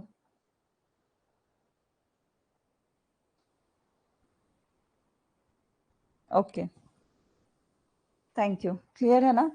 फिर फोर्थ है, ये थर्ड हो गया, फोर्थ है coordination of secondary schemata. Schemata यानी कि स्कीमा, स्कीमा से आया SCHEMA, ठीक है, स्कीमा से स्कीमाटा आया वर्ड। तो चौथा इसका है coordination of secondary schemata. Clear Pooja, clear Sayantani, clear, very good, thank you. तो यानी कि इसमें द्वितीयक स्कीमा के साथ संयोजन इसको कहते हैं। कोऑर्डिनेशन क्या होता है, संयोजन होता है किसके साथ, सेकेंडरी स्कीमाटा, द्वितीय स्कीमा के साथ संयोजन। मतलब इसमें हम लोग क्या सीखते हैं, ऐड करना, स्कीमा में था ना ऐड करते हैं हम लोग, वैसे कोऑर्डिनेशन ऑफ सेकेंडरी स्कीमाटा यानी कि स्कीमा में हम लोग ऐड करना सीखते हैं। अब इसका टाइम पीरियड क्या आएगा, 8 महीने से बाद का जाएगा ना, 8 मंथ से लेके 12 मंथ्स तक जाएगा बच्चे का टाइम पीरियड, ठीक है।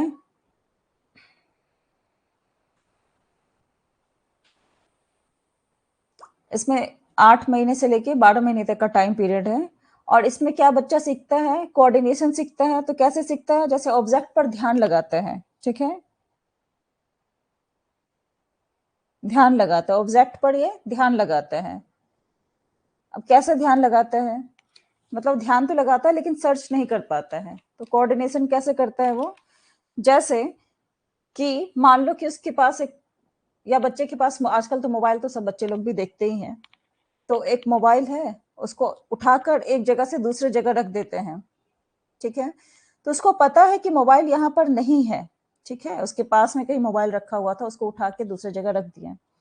तो बच्चा को तो ये पता है कि मोबाइल तो यहाँ पास में नहीं है, कहीं और रखी हुई है, मतलब वहां नहीं है तो कहीं तो और रखा हुआ है, लेकिन कहाँ रखा हुआ है वो उसको नहीं पता है, वो उसको ढूंढ नहीं पाता है। लेकिन उसको ये चीज पता चल गया, ध्यान लग गया, ऑब्जेक्ट पर ध्यान लग गया कि ये चीज यहाँ से गायब है, ठीक है। तो ये चीज कब से समझना शुरू करता है बच्चा, 8 मंथ से 12 मंथ, साल भर के अंदर तक ये समझ आ जाती है। कोई भी चीज आप उसके बगल से गायब कर दो तो उसको समझ आ जाता है ना। कभी कभी बच्चे रोने लगते हैं कि हाँ ये सामान था नहीं है, मेरा टॉयज यहाँ था नहीं है, लेकिन उसको समझ नहीं आता है कहाँ रखा हुआ है, ढूंढ नहीं पाता है। तो ऑब्जेक्ट पर ध्यान, यहाँ क्वेश्चन आ सकता है कि ऑब्जेक्ट पर ध्यान कब लगाना, कब लगाता है, मतलब कब उसे पता चल जाता है कि ये चीज यहाँ से गायब हो गई है।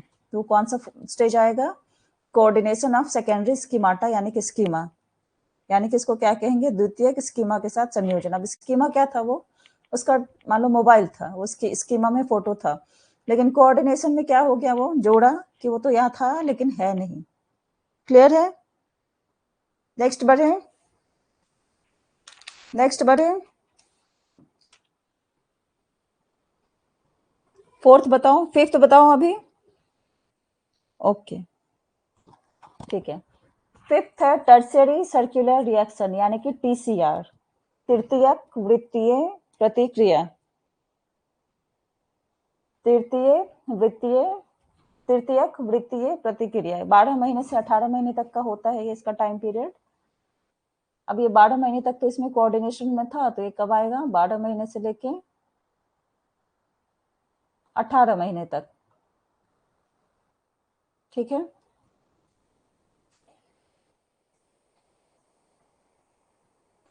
तो इसमें क्या होता है कि इसमें क्यूरियोसिटी इस स्टेज में जगता है, ठीक है। इस स्टेज में क्यूरियोसिटी, जिज्ञासा डेवलप होता है किसी चीज के लिए।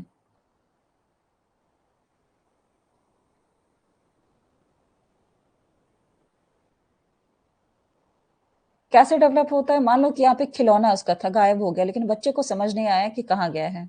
लेकिन फिफ्थ वाला जो टर्सरी सर्कुलर रिएक्शन यानी कि टीसीआर, तो उसमें वो क्या करेगा, उसको जिज्ञासा आएगी, बार बार क्यूरियोसिटी आएगी कि अरे यहाँ मेरे बगल में मोबाइल था रखा हुआ, नहीं है, कहाँ चला गया पता नहीं।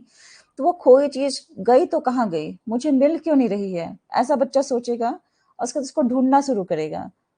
या बच्चा जो उसे लगा होगा कि मैं कहीं गिरा दिया हूँ क्या, मेरे में कुछ कमियां हैं, तो फाइंड आउट करना शुरू कर देगा, ठीक है।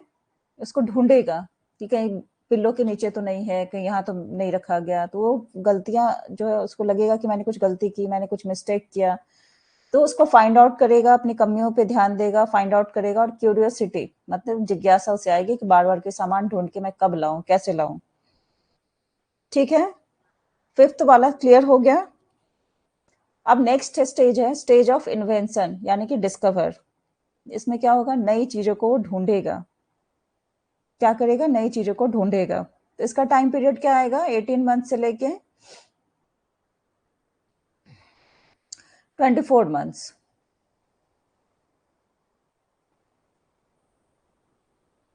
तो यहाँ पे क्या ढूंढना कब स्टार्ट हो जाता है, जब ऑब्जेक्ट परमानेंस आ जाता है, वस्तु स्थायित्व जब आ जाता है, तब बच्चे जो है किसी चीज को ढूंढना स्टार्ट कर देते हैं।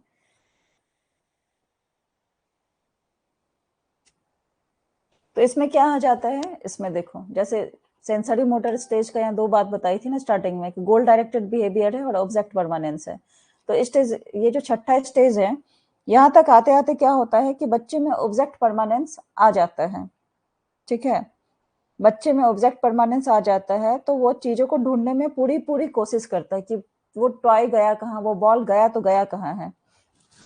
और जिस ऑब्जेक्ट को ढूंढने गया है वही ऑब्जेक्ट उसका गोल बन जाता है, गोल डायरेक्टेड बिहेवियर। तो बॉल ढूंढने निकला है घर से कि यहाँ तो बॉल था या मोबाइल यहाँ तो था, मिल नहीं रहा है, वो पूरा इधर उधर घूमेगा अपना, 2 साल का है तो चलना तो आ ही जाता है, इधर उधर ढूंढ ढांड के आएगा कि मेरा गोल बन गया बॉल को या मोबाइल को ढूंढना। तो ऑब्जेक्ट उसका गोल बन जाता है और वही उसका गोल डायरेक्टेड बिहेवियर होता है कि अब मुझे ये ढूंढ के लाना है तो लाना है, ठीक है। यहाँ तक क्लियर है? एक बार रिवीजन करवा दूं या क्लियर है, मैसेज करो। यहाँ तक समझ आया तो नेक्स्ट वाले में बढ़ेंगे फिर। ये कहानी थी सेंसरी मोटर स्टेज यानी कि बर्थ से 2 साल तक, 2 साल तक की जो कहानी होती है उसकी ये कहानी थी। ऑल क्लियर है? एक बार रिवीजन करवाओ या याद है, मतलब समझ आ गया है? एक बार रिवीजन करवा दो इसका, सेंसरी मोटर स्टेज का, प्लीज रिप्लाई। इसको कैसे याद किया जा सकता है, कुछ शॉर्ट याद है? Okay, thank you. कुछ निमोनिक्स इसका बना सकते हो क्या, बताओ? जैसे रिफ्लक्स का आर हो गया, प्राइमरी सर्कुलर का पीसीआर हो गया, सेकेंडरी का एस हो गया, coordination of secondary schemata CO, फिर टर्सरी का टी आ गया, और स्टेज ऑफ इन्वेंशन यानी कि डिस्कवर का डिस्कवर इसको लिख सकते हैं, ये टी है, जे नहीं है, ये टी है, R P S C O T D. कल आप लोग जो है इसका कुछ निमोनिक्स बना सकते हो तो मुझे बताना, कोई सेंटेंस, कोई वर्ड जिसमें ये सब हम लोगों को याद रहे। ये आप लोगों का होमवर्क है। मैं भी सोचूंगी, आप लोग भी सोचो, कुछ ऐसा मिलता है वर्ड, इसको कैसे याद रखा जा सकता है, तो ट्रिक बताओ कल, ठीक है। ओके, नेक्स्ट है प्री ऑपरेशनल स्टेज, ठीक है। प्री ऑपरेशनल स्टेज में क्या है,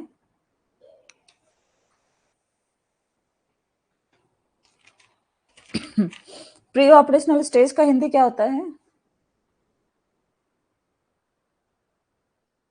प्री ऑपरेशनल चरण, पूर्व, क्या उसको कहते हैं, पूर्व ऑपरेशनल चरण, ठीक है चलो। प्री ऑपरेशनल स्टेज जो है वो कब से कब तक का होता है? ये जो है पूर्व, इसका हिंदी होता है पूर्व संक्रियात्मक अवस्था। ठीक है, अगर आपको हिंदी नोट करना है तो नोट कर लो। इसका हिंदी है पूर्व संक्रियात्मक अवस्था।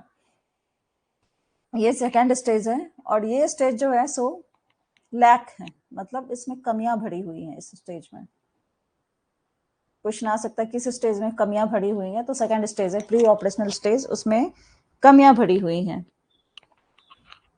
अब क्या क्या कमियां भरी हुई हैं? अब इसमें जो है ये देख लो, इसका टाइम पीरियड है 2 से लेके 7 साल तक।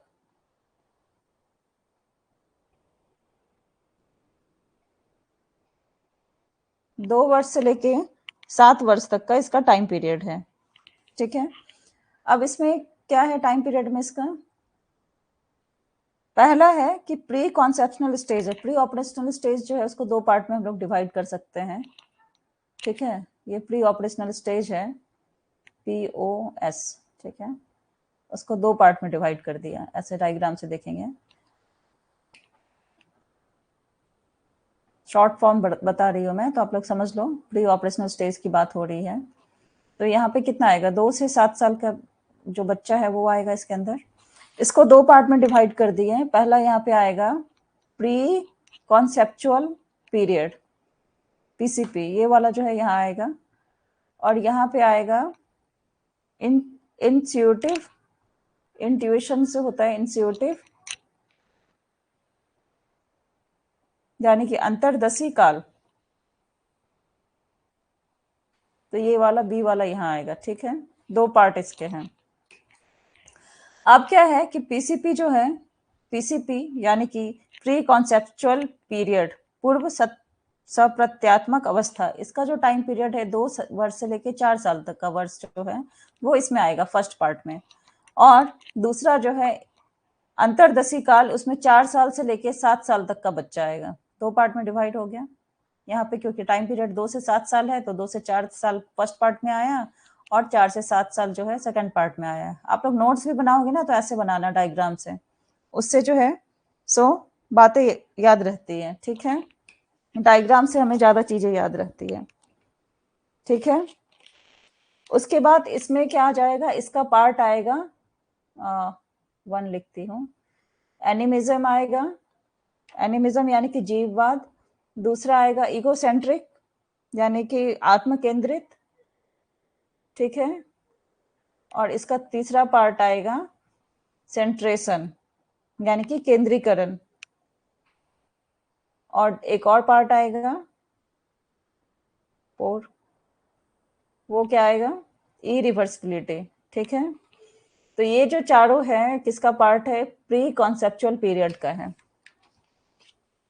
ठीक है, अब मैं इसको एक्सप्लेन करूं। ये डायग्राम समझ आया? डायग्राम समझ आया तो मैसेज करो आप लोग। मैं जो आज बता रही हूँ आप लोगों को समझ आ रही है ना? समझ आ रही है तो मैसेज करो, नहीं समझ आ रही है तो पूछो मेरे से। समझ आ रही है, ओके, थैंक यू। ठीक है, तो इसमें क्या है, प्री ऑपरेशनल स्टेज में क्या होता है? ये पूर्व सप्रत्यात्मक अवस्था है, ये 2 से लेके 4 साल की अवस्था होती है। इसमें क्या होता है कि बच्चा दिमाग में थिंकिंग स्टार्ट कर देता है। समझ आ रही दोनों को? बहुत अच्छे से, okay, thank you so much. इसमें जो है प्री कॉन्सेप्चुअल पीरियड में, इसमें बच्चा जो है इस पीरियड में सोचना शुरू करता है, थिंकिंग उसके दिमाग में स्टार्ट हो जाती है, लेकिन उसका कोई लॉजिक नहीं होता है। अब क्या, कैसे उसकी लॉजिक नहीं होती है? मतलब इसमें सोचना तो शुरू करता है बच्चा, लेकिन उसमें कोई लॉजिक नहीं होता है। उसमें उसको सारी चीजें, मतलब इस स्टेज में कहा ना, लैक ऑफ एवरीथिंग, कमियां भरी हुई है, तो उसमें कमी भरी रहती है। सोचता तो है बट उसमें कमियां भरी रहती है। अब जैसे कैसे कमियां भरी रहती है? मतलब कोई भी चीज वो देखा तो उसको अपना मान लिया कि ये तो मेरा ही है, भले उसका ना हो। अब मार्केट गया, बाजार में कुछ बिक रहा है तो बोलेगा तो मुझे दे दो, ये तो मेरा ही है। उसको ये पता नहीं कि इसको खरीदना पड़ता है, किसी और का है, और रोना धोना शुरू कर देता है कि नहीं? तो यहाँ पे बच्चा जो है किसी चीज को देखकर अपना मान लेता है। जैसे कि यही लैक ऑफ नॉलेज हो गया, उसको ज्ञान की कमी है, लॉजिक की कमी है, लैक ऑफ लॉजिक। फिर अंडरस्टैंड, इसमें क्या समझता है कि जो खिलौना है, कुछ भी है, वो सब उसी का है, जो चीज उसे दिखा सब उसका है, उसको चाहिए तो चाहिए, वो किसी और का हो ही नहीं सकता है। ठीक है, अब इसमें फर्स्ट पार्ट है इसका एनिमिज्म, ये यहाँ पे है, इसको बताती हूँ। इसका मतलब है कि जीववाद। हिंदी अगर आपको लिखना है तो आप साइड में लिख लो जीववाद, ठीक है, ये वाला है। तो जीववाद में क्या है कि इसमें क्या करता है, treat non living things as living things. ये जीववाद हर कुछ को समझता है कि हर कुछ में जीव है, जो नॉन लिविंग थिंग्स हैं उसको भी वो लिविंग थिंग्स समझता है।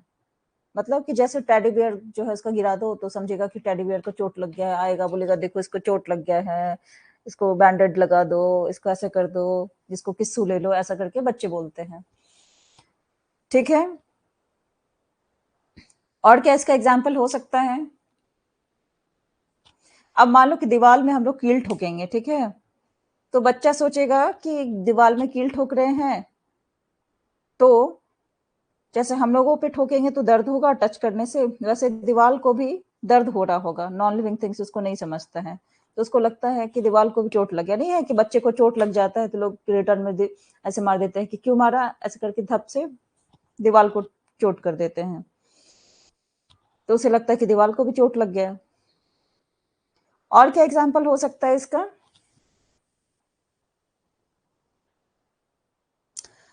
और जैसे रेलगाड़ी चलती है, ट्रेन चलती है, तो बच्चों को लगेगा कि पेड़ भी चल रहा है साथ साथ। ठीक है, उसको हर कुछ में मतलब क्रिएटिविटी ही समझ आता है कि सब कुछ उसी के साथ साथ चलता है, दौड़ता है, सब लिविंग थिंग्स है। ट्रेन चलने से समझेगा कि पेड़ भी जो है साथ में चल रहा है, उसको ये बात नहीं समझ आती है। हम भी बच्चे थे तो हमें भी बहुत मजा आता था ट्रेन में बैठ के कि वाह, विंडो सीट पे बैठेंगे कि ट्रेन जो है उसके साथ सारे पेड़ जो है सो चलते रहते हैं, बहुत अच्छा लगता है। कैसे ऐसा हो जाता है, लेकिन बाद में अकल आती है। ठीक है, तो ये हो गया कॉन्सेप्ट एनिमिज्म का। अब दूसरा क्या है पॉइंट इसका, इगोसेंट्रिक। एनिमिज्म समझ आ गया, जीववाद, जिसमें हर चीज को समझेगा कि लिविंग थिंग्स और नॉन लिविंग थिंग्स नहीं है। दूसरा है इगोसेंट्रिक, यानी कि अहम केंद्रित।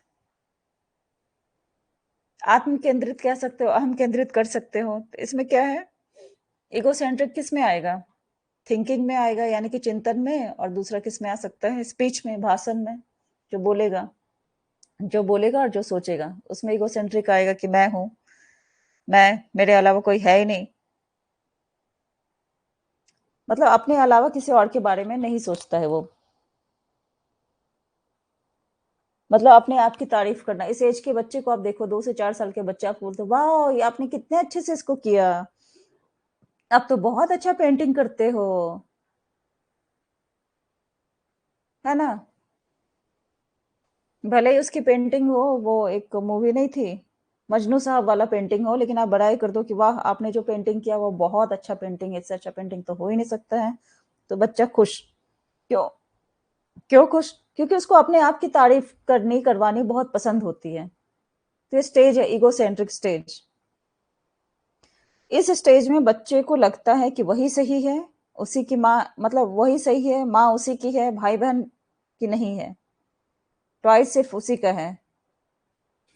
मतलब कहते हैं ना कि इसी एज के बच्चे को कहेंगे ना कि तुम्हारी मम्मा को ले जाते हो या ले जाती हूँ, तो बच्चा रोने लगता है कि नहीं, है ही नहीं। और कोई 2-3 मतलब और भी भाई अगर आ गए उससे छोटे या बड़े, तो सोचेगा कि मेरी माँ को या मेरे पापा को छीन लिया। मम्मी है तो सिर्फ मम्मा मेरी है, पापा है तो सिर्फ मेरे हैं, टॉयज है तो सिर्फ मेरा है। मतलब कि इस स्टेज में बच्चे को शेयरिंग का कॉन्सेप्ट नहीं आता है। क्या कॉन्सेप्ट नहीं आता है इसमें? इसमें शेयरिंग का कॉन्सेप्ट सेकंड वाले में नहीं आता है, शेयरिंग नहीं आता है, किसी भी चीज को वो शेयर नहीं कर सकता है। उसको ये समझ नहीं आता है कि माँ सबकी हो सकती है, उसको लगता है सिर्फ मेरी माँ हो सकती है। ठीक है, ये स्टेज क्लियर है। इस स्टेज में लगता है कि आई एम ऑलवेज राइट, मैं सही हूँ, मेरी माँ मेरी है, मैं सबसे अच्छा हुसैन साहब का ही पेंटिंग बनाता हूँ, चाहे मजनू साहब जैसा बनाओ, मैं सही, माँ मेरी, सब कुछ उसी का, ऐसा बच्चा सोचता है इसमें, इगोसेंट्रिक में। एनिमिज्म बता दिए। क्लियर है यहाँ तक? क्लियर है आप लोगों को? देखो आप लोग को नोट्स बनाना होगा, नहीं तो सब कुछ कंफ्यूजन हो जाएगा, इसलिए मैं धीरे धीरे बता रही हूँ। तो आप लोग अभी बना रहे तो अच्छी बात है, नहीं तो एक बार फिर से वीडियो देखो और इसका नोट्स बनाओ ताकि चीजें याद रहे। और इतना हम लोग थोड़ा डीपली जो पढ़ रहे हैं तो आपको कहीं प्रॉब्लम नहीं होगा। क्वेश्चन इससे अच्छा अच्छा क्वेश्चन आता है, तो ऊपर ऊपर पढ़ने से कुछ नहीं हो सकता है। ठीक है, यस मैम बना रही हूँ, वेरी गुड, थैंक यू। अब थर्ड है सेंट्रेशन, यानी कि केंद्रीकरण। केंद्रीकरण आएगा इसमें, किसी चीज के ऊपर ध्यान केंद्रित करते हैं। अब कैसे ध्यान केंद्रित करेगा वो? मतलब अब मोबाइल नहीं मिल रहा है मान लो, तो उसका दिमाग पूरा दिन वही रहेगा कि उस तो मोबाइल गया होगा, तो कहाँ गया होगा, जहां भी कहीं भी जा रहा है, देख रहा है, ढूंढ रहा है, उसके दिमाग में वही स्कीमा है, वही चेहरा बना हुआ है कि मुझे मोबाइल चाहिए। पूरे दिन उसके दिमाग में वही चलते रहता है कि जहां मिले सुबह से शाम तक वही चलते रहेगा, किधर भी जाओ, नहाओ, खाओ, घूमो फिरो, टीवी देखो, लेकिन उसके दिमाग में मोबाइल ही रहेगा कि मुझे मोबाइल ढूंढना है। मतलब कि फोकस ऑन वन ऑब्जेक्ट, एक वस्तु पर उसका दिमाग केंद्रित हो जाता है। ठीक है, तो केंद्रित होता है तो क्या क्या चीजें और डेवलप होती है? कन्वर्जेंट थिंकिंग वो डेवलप होती है, क्लोज एंडेड होती है, और ओनली वन सॉल्यूशन। सॉल्यूशन एक ही क्या है उसका, कि इसको मोबाइल लाना है, एक ही सॉल्यूशन है। तो तीन तीन चीजें और डेवलप होती है, convergent thinking, close ended and only one solution. ठीक है, सेंट्रेशन मतलब फोकस ऑन वन ऑब्जेक्ट, ये आप लिख सकते हो उसमें। समझ आया यहां तक? फोर्थ है इरिवर्सिबिलिटी। ठीक है, मतलब अपलटावली, अलट पलट होता है ना, अपलटावली। मतलब कि बच्चा जो है, 2 से 4 साल का जो बच्चा है, आप अब मान लो कि यहाँ बच्चे के साथ खेल रहे हो, ठीक है, ये ग्राउंड है या घर में भी कहीं खेल रहे हो, तो आप बच्चे को एक किक सिखाएं, चलो यहाँ से यहाँ तक बॉल मारो। तो ठीक है, ये यहाँ से पैर से मारा, बॉल यहाँ तक गया। फिर उसको ये नहीं पता है कि मैं इस जगह से भी बॉल मार के वापस यहाँ भेज सकता हूँ किक मार के। वो क्या करेगा, अब यहाँ से वो किक मारा, बॉल गया यहाँ बी पॉइंट तक, ए पॉइंट से लेके बी तक बॉल चला गया, ए से किक मारा, बी तक गया। फिर वो वापस क्या होगा, बी से ए आएगा, फिर यहाँ खड़ा होगा, फिर यहाँ से किक मार के बी पे भेजेगा। उसको ये चीज नहीं पता है कि जिस जगह पे खड़ा है वहां से वापस भेज सकता है ए पे, और फिर वहां आके फिर से किक लगा सकता है। वो चीज उसको नहीं पता है।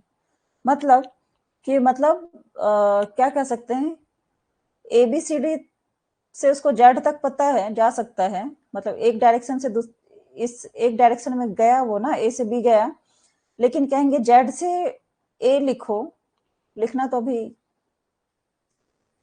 उसके बाद ही बातें बाद में करेंगे, शुरुआत थोड़ी बहुत पढ़ाई की हो जाती है 2 से 4 साल में। तो एग्जाम्पल मैं बता रही हूँ कि ए से लेके जेड तक चला गया, मतलब ए से लेके बी तक चला गया बॉल को लेके, लेकिन उसको ये नहीं पता है कि जेड से लेके ए, यानी कि उल्टा कैसे लिखेंगे। वैसे बी से लेके बी जगह से लेके ए पे जो है सो किक मार के बॉल वापस कर सकते हैं। वो चीज उसको समझ में नहीं आती है, मतलब रिवर्स नहीं कर सकता है किसी भी चीज को। मतलब 1 से लेके 100 तक हम लिख सकते हैं, लेकिन उसको ये नहीं पता है कि 100 से अपोजिट उल्टा में हम 1 भी लिख सकते हैं, वो उसको लिखना नहीं आता है। और क्या एग्जाम्पल ले सकते हैं इसका? 3 एग्जाम्पल मैं बताई, बॉल का बताई, A to Z 1 to 100। और अब और जैसे आप समझो ये बातों को, मल्टीप्लाई मतलब 1 into 2 is equal to 2, ये वो समझ जाएगा, लेकिन उसको ये नहीं समझ आएगा कि 2 into 1 बराबर भी 2 होता है, ये उसको समझ नहीं आएगा।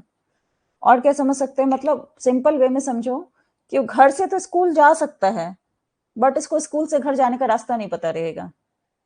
ठीक है, समझ आई बात? मतलब एक ही डायरेक्शन में उसको जिधर से ले जाओ उधर से ही उसको समझ आती है।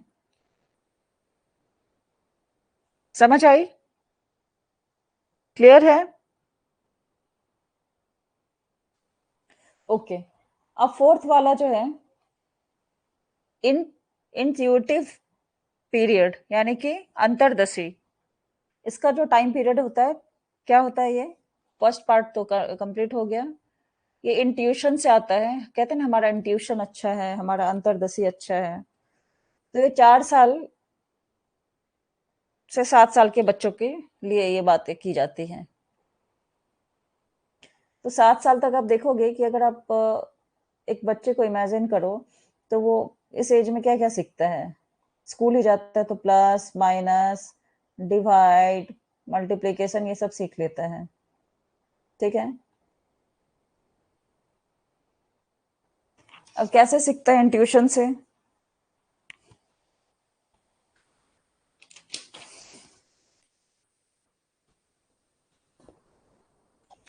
मतलब सिंबॉलिक थॉट्स उसको आ जाते हैं। अब जैसे कैसे कह सकते हो, या तो एक तो पढ़ाई में भी सीखता है, स्कूल में भी जोड़ घटाव तो सीख ही लेता है। दूसरा कि अगर उसके पास जो है सो 5 एप्पल रहेगा या 5 मिठाई है, अगर आप बोलोगे कि सबको बेटा आप दे दो तो 5 लोग हैं तो सबको एक एक पीस दे देगा, मतलब उसको डिवीजन आ गया। ठीक है, आप बोलोगे इसको ब्लॉक्स का, बच्चों को बहुत सारा एक्टिविटीज कराया जाता है तो ब्लॉक्स दे दोगे, बोलोगे कुछ बना के दिखाओ तो उसको बना के बहुत अच्छा सा बिल्डिंग बना लेता है, तो उसको जोड़ना हो गया। ठीक है, इस तरह से चीजें यहाँ पे देखी जाती हैं। समझ आई क्या? रिवीजन करवाऊं इसकी? समझ आ रही है? आगे बढ़े या इसका रिवीजन करवाऊं? जल्दी बताओ।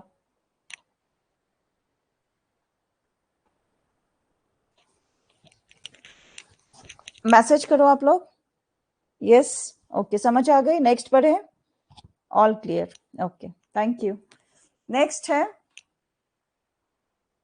ये प्री ऑपरेशनल स्टेज का जो है सो हिंदी है, आप लोग देख लेना।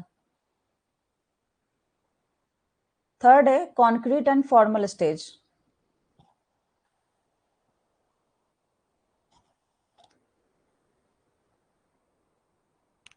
ठीक है,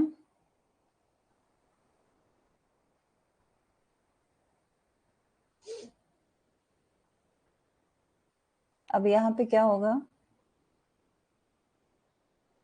कहाँ गया?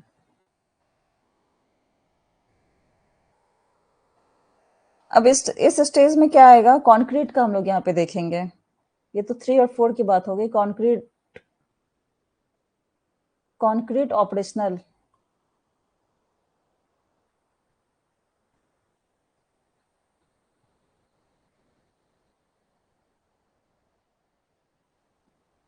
कॉन्क्रीट ऑपरेशनल स्टेज, ठीक है, यानी कि मूर्त संक्रियात्मक अवस्था। ठीक है, ये थर्ड स्टेज है। इसका टाइम पीरियड क्या है? ये होती है 7 साल से लेके 11 साल तक। ये जो बच्चे हैं वो इसमें आएंगे। ओके, मतलब जो प्री स्टेज में जो कमियां थी वो यहाँ पूर्ण हो जाती है। जो प्री ऑपरेशनल स्टेज अभी पढ़ा ना हमने कि कमियों से भरी हुई है, उसकी माँ उसी की है, सब नॉन लिविंग नहीं है, सब लिविंग थिंग्स है, जो उसको अलट पलट नहीं आता है। तो ये सारी चीजें जो है, जो जो कमियां थी वहां पे, ये यहाँ पे पूरी हो जाती, जो प्री स्टेज की कमियां थी वो यहाँ पे पूर्ण हो जाती हैं। अब जैसे इरिवर्सिबिलिटी था ना यहाँ पे, मतलब घर से स्कूल जाता है लेकिन स्कूल से घर का रास्ता उसको पता नहीं है, लेकिन यहाँ पे जो है सो से क्या आ जाएगा? रिवर्सिबिलिटी, यानी कि पलटा भी आ जाएगा उसको, मतलब इधर से भी जा सकता है, इधर से भी जा सकता है, घर से स्कूल जा सकता है, स्कूल से घर का रास्ता पता होता है, मतलब दोनों तरफ से मूव कर सकता है। अब ये रास्ते का भी बात है और ये कॉन्सेप्ट का भी बात है। मतलब अगर पढ़ाई में लें तो क्या हो सकता है कि दोनों जैसे एक क्वेश्चन लो,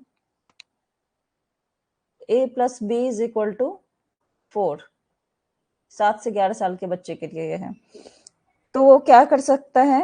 वो a+b = 4 लिखा है तो ये समझ जाता है कि 4 = a+b, मतलब उसको दोनों साइड से ये बातें समझ में आती हैं, आने लगती हैं।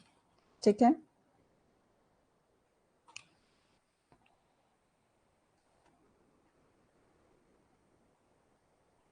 मतलब अगर वन वन अगर 100 लिखा हुआ है ऐसा कुछ, तो 100 का अपोजिट वो वहां पे 1 यहाँ पे लिख सकता है।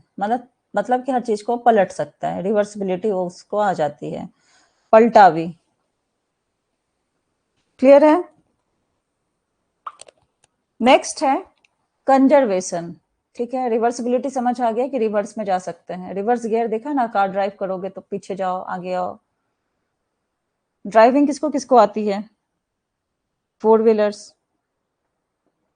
वैसा ही है रिवर्सिबिलिटी। ठीक है, दूसरा है कंजर्वेशन। कंजर्वेशन में क्या आता है? संरक्षण। अब संरक्षण का सिद्धांत क्या आएगा?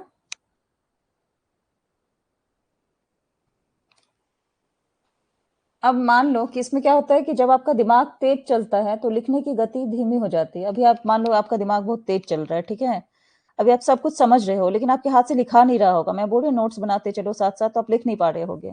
लिखना तो दिमाग में तो है बहुत कुछ, लेकिन हाथ ही नहीं चल रहा है, क्या करे क्या करे, होता है ना, हो रहा होगा ना अभी। तो इसमें आप क्या करते हो कि बहुत सारी चीजें को स्किप कर देते हो, कुछ कुछ लिख लिए, मतलब आप अपने हिसाब से लिख लेते हो। कंजर्वेशन में ये होता है। तो यहाँ आपका एग्जाम्पल मैं ये दे रही हूँ कि आप अभी कॉन्सेप्ट समझ रहे हो, आपको पता है कि बहुत सारी चीजें लिखनी है, बहुत सारे पॉइंट्स बताए जा रहे हैं, लेकिन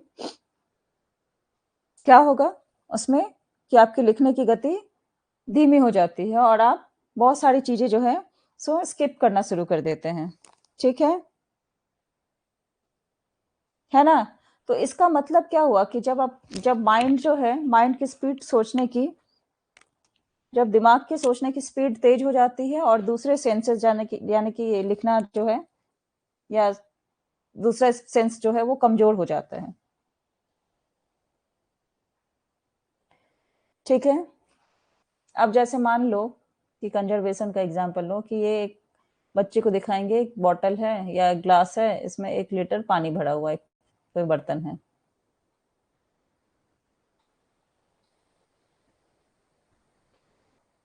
ऐसा है ग्लास। अब उसको दूसरा दिखाएंगे कि ये भी है, इसमें भी 1 लीटर ही पानी भरा हुआ है, ठीक है, लेकिन दोनों का क्या है, एक लंबा है एक चौड़ा है।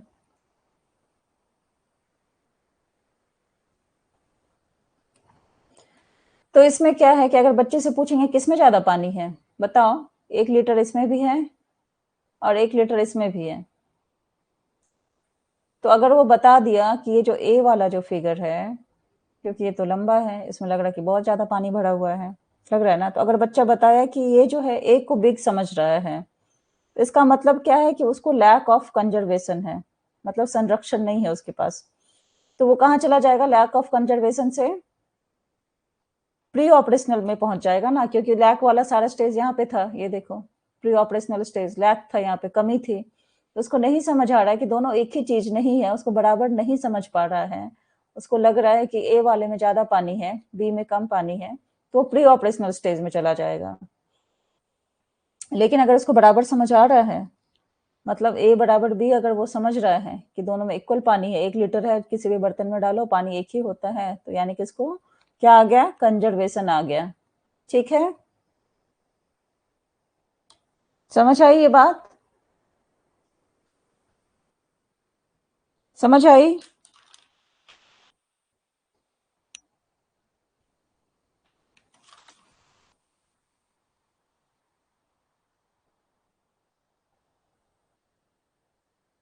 समझ आई? मैसेज करो।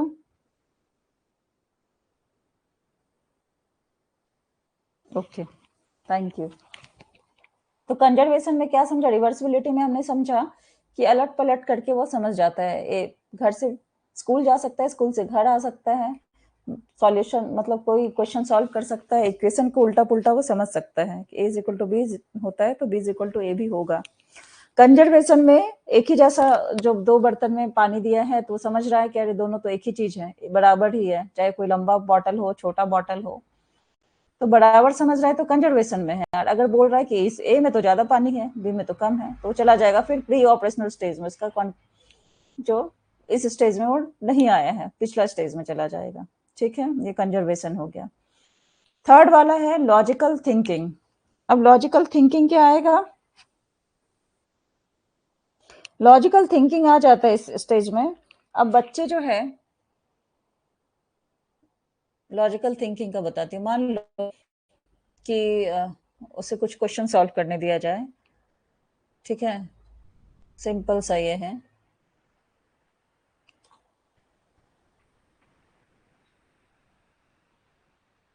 बोलेंगे इसमें क्या आएगा बताओ, इस खाली जगह में क्या आएगा, यहाँ पे क्या आएगा? तो उसको जो है लॉजिकल थिंकिंग आ जाएगी कि हाँ वन है, वन के बाद टू आया, टू के बाद थ्री आया, थ्री के बाद फोर आया, तो फोर के बाद क्या आता है, फाइव आता है, क्योंकि यहाँ फाइव के बाद सिक्स लिखा हुआ है, सिक्स के बाद सेवन लिखा हुआ है, तो यहाँ पे बोलेगा कि हाँ तो फाइव आएगा। मतलब उसको लॉजिक समझ आ जाती है, सोचने की क्षमता उसकी शुरुआत हो जाती है, लॉजिकल थिंकिंग यहाँ पे स्टार्ट हो जाती है, ठीक है। लॉजिकल थिंकिंग में इस बारे में बात हो रही है यहाँ पे, किसी भी चीज का लॉजिक समझ जाएगा। या बच्चे को दिया जाता है ना, लिखो ए सी डी ई, ऐसा करके बीच बीच में ब्लैंक छोड़ दिया जाता है, तो बच्चे एबीसीडी पढ़ पढ़ के इसको फिल करते रहते हैं, है ना। तो ये हो गया लॉजिकल, वो अपना लॉजिक लगाते हैं कि खाली जगह है तो क्या आएगा, कैसे आएगा, तो उनका लॉजिकल थिंकिंग यहाँ पे स्टार्ट हो जाता है। समझ आई? थर्ड वाला बात समझ आया, लॉजिकल थिंकिंग, ठीक है, समझ आई बात?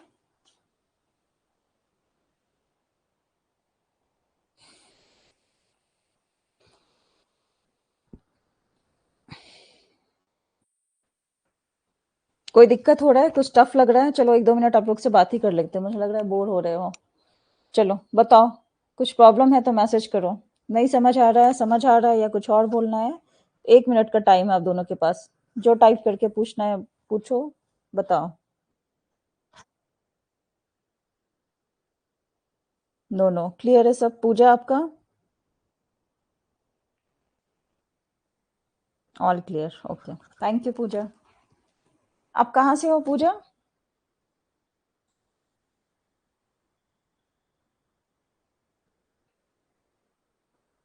कहाँ रहती हो आप पूजा?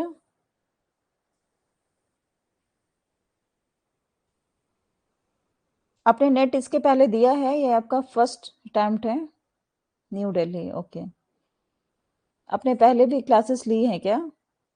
ये आपका फर्स्ट अटेम्प्ट रहेगा या आपने नेट दिया है एक बार?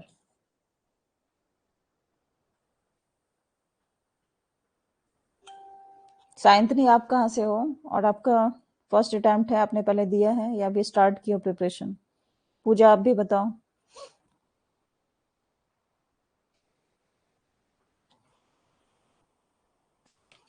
चलो आप लोग टाइप करो, वेस्ट बंगाल, ओके।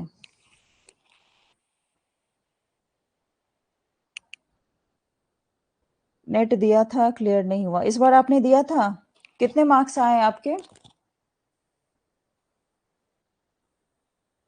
ओके, आपका भी सेकेंड अटेम्प्ट होगा। पूजा आपका कितने मार्क्स हैं, कितने मार्क्स आए हैं?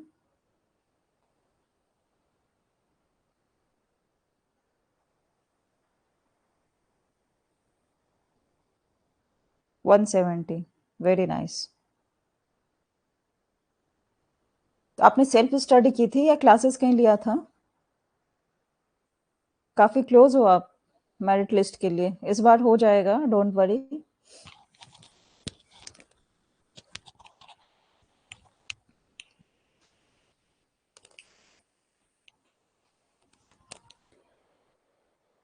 मैं जो पढ़ाती हूँ समझ आ रही है आप लोगों को? समझ आती है ना, कि नहीं आती है?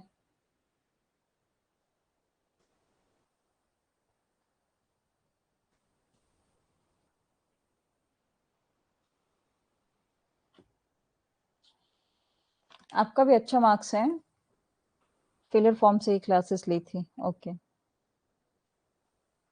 आपको मेरी बातें समझ आ रही है कि नहीं समझ आ रही है?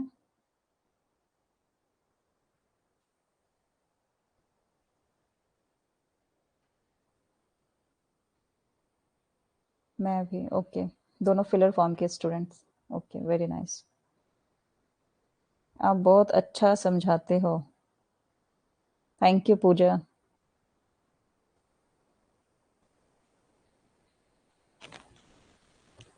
मैं इसलिए बार बार पूछ रही हूँ कि ऐसा ना हो कि मैं पढ़ा दी और आप लोगों को समझ नहीं आए, क्योंकि मैं अपनी तरफ से पूरी कोशिश कर रही हूँ कि आप लोगों को अच्छे से समझाऊं। ठीक है, इसलिए मैं बार बार पूछ रही हूँ कि समझ आ रहा है कि नहीं, क्योंकि इसमें बहुत सारे टर्म्स है ना। ठीक है, चलो, तो अब हम लोग नेक्स्ट पढ़ते हैं एंड ऑफ एगोसेंट्रिक बिहेवियर, ईगो। हम लोग नेक्स्ट पढ़ेंगे कि वो एक अलग है, ईगो, सुपर ईगो, उसके बारे में पढ़ेंगे।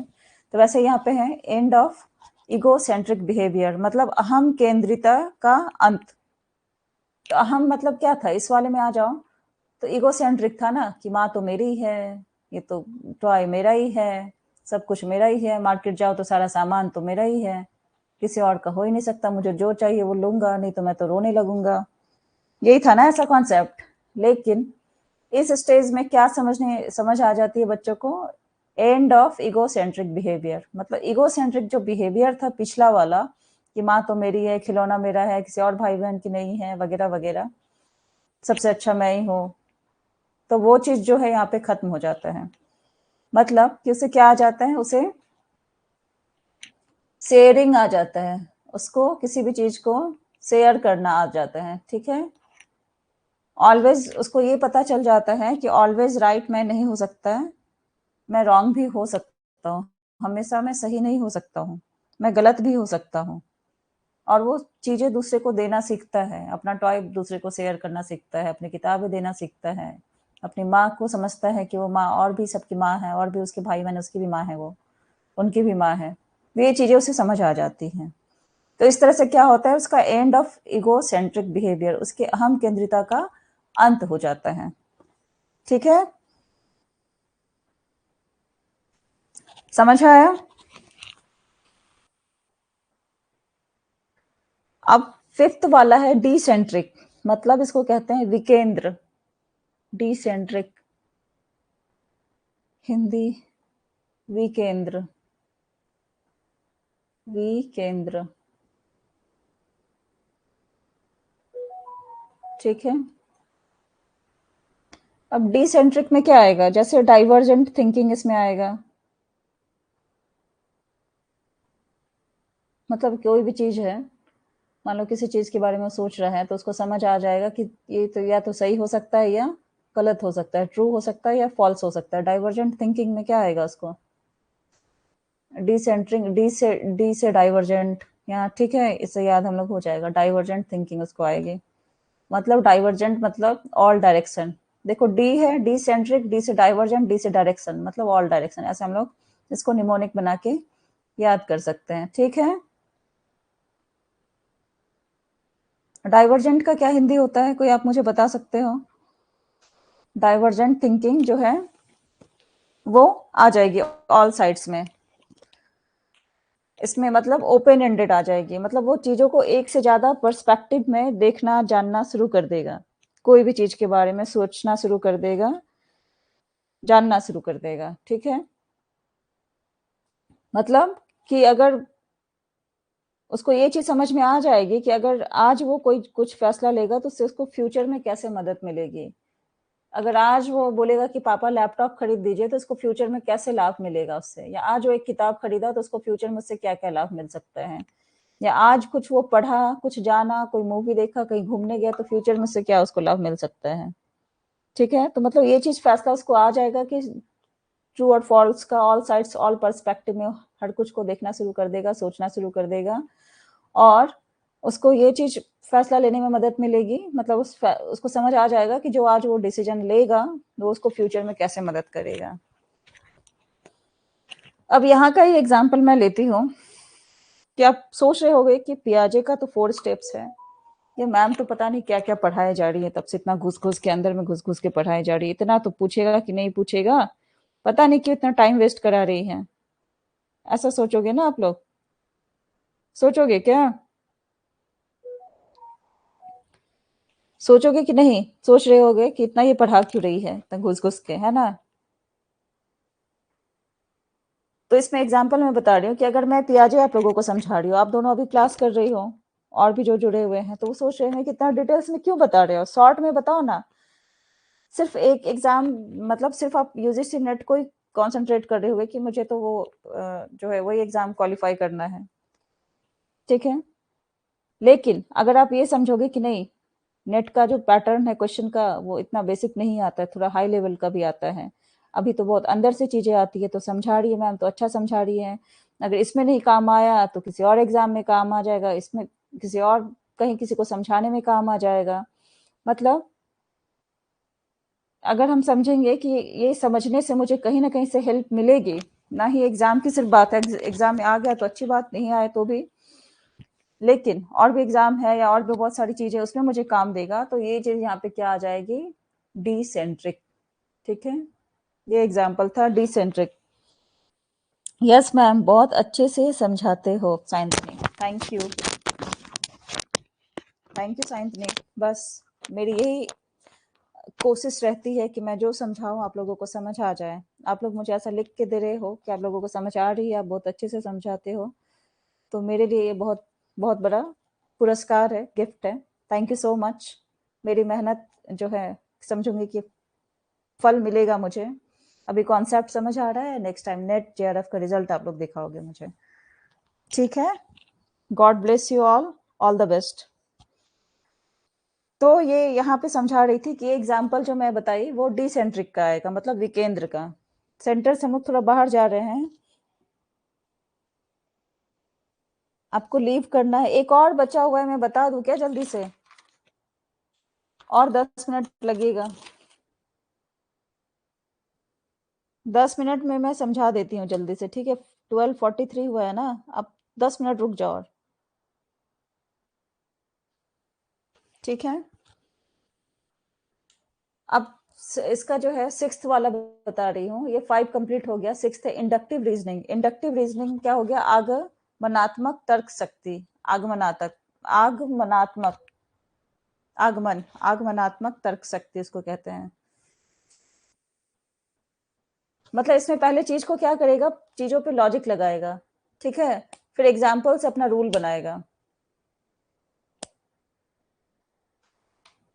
मतलब लॉजिक पहले लगाएगा इस स्टेज में, इंडक्टिव रीजनिंग है तो पहले यहाँ पे देखो, इसमें क्या करेगा, पहले लॉजिक किसी चीज के बारे में लगाएगा, फिर एग्जाम्पल देगा, और फिर जो है सो रूल अपना बनाएगा, ऐसा होना चाहिए लॉजिक। मान लो चॉकलेट का ही है, तो चॉकलेट खाने से क्या होता है, ज्यादा चॉकलेट खाने से दांत सड़ जाता है, तो एग्जाम्पल इसको मिलेगा कि किसी का दांत सड़ गया है, कैविटी हो गया है, तो अपना रूल बनाएगा कि नहीं, चॉकलेट तो एक ही चॉकलेट मैं पूरे दिन में एक खाऊंगा, एक छोटा सा बाइट लूंगा, उससे ज्यादा वाला मैं नहीं खाऊंगा। तो ये उसका इंडक्टिव रीजनिंग इसमें आ जाएगा, मतलब लॉजिक बेस्ड वो डिफरेंस करना सीखता है, ठीक है। ठीक है, मैं जल्दी जल्दी बता रही हूँ, आप लोग बस देख लो, मुझे भी बहुत काम है अभी, लेकिन ठीक है, मैं सोचती हूँ कि बार बार डेली स्टार्ट करो टॉपिक को, आज इस टॉपिक को खत्म ही कर देती हूँ, नहीं तो फिर से पीछे वाला बताना होगा, फिर रुक जाता है तो फिर गैप हो जाएगा, फिर नहीं समझ आती है ना। तो इस स्टेज में क्या होगा कि कॉन्क्रीट ऑपरेशनल स्टेज में यही हमें पता चलता है कि जो कमियां प्री ऑपरेशनल स्टेज में थी उसे पूरा करके आगे बढ़ना है, यानी कि लॉजिक लगाएंगे और भी जो चीजें सोचेंगे, थिंकिंग रहेगा, एंड हो जाएगा एगोसेंट्रिक बिहेवियर का। तो जो कमियां थी सेकंड वाली तो कमियों से भरी हुई थी ना, और ये जो थर्ड वाला है ये सब का एंड हो जाएगा। ओके, थर्ड क्लियर है। फोर्थ में आओ,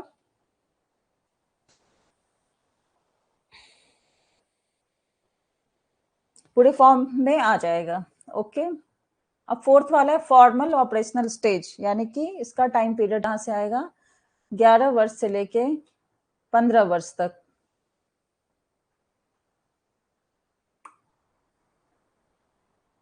11 से 15 वर्ष तक इसका टाइम पीरियड है, अमूर्त संक्रियात्मक अवस्था इसको कहते हैं, ठीक है। अमूर्त संक्रियात्मक अवस्था मतलब बच्चा पूरे फॉर्म में आ जाता है, फॉर्म में क्या आ जाता है, मतलब पूरा जोश रहता है उसको, होश दिमाग सबसे काम लेता है वो,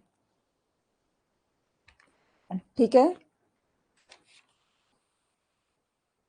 मतलब उसको ये चीज समझ आ जाता है, मान लो कि अ, आज अगर वो पढ़ाई नहीं किया, आज स्टडी नहीं किया, तो उसको ये चीज समझ आ जाएगा कि 10 साल बाद, 5 साल बाद मैं स्टडी नहीं करूंगा तो मेरा क्या हश्र होगा।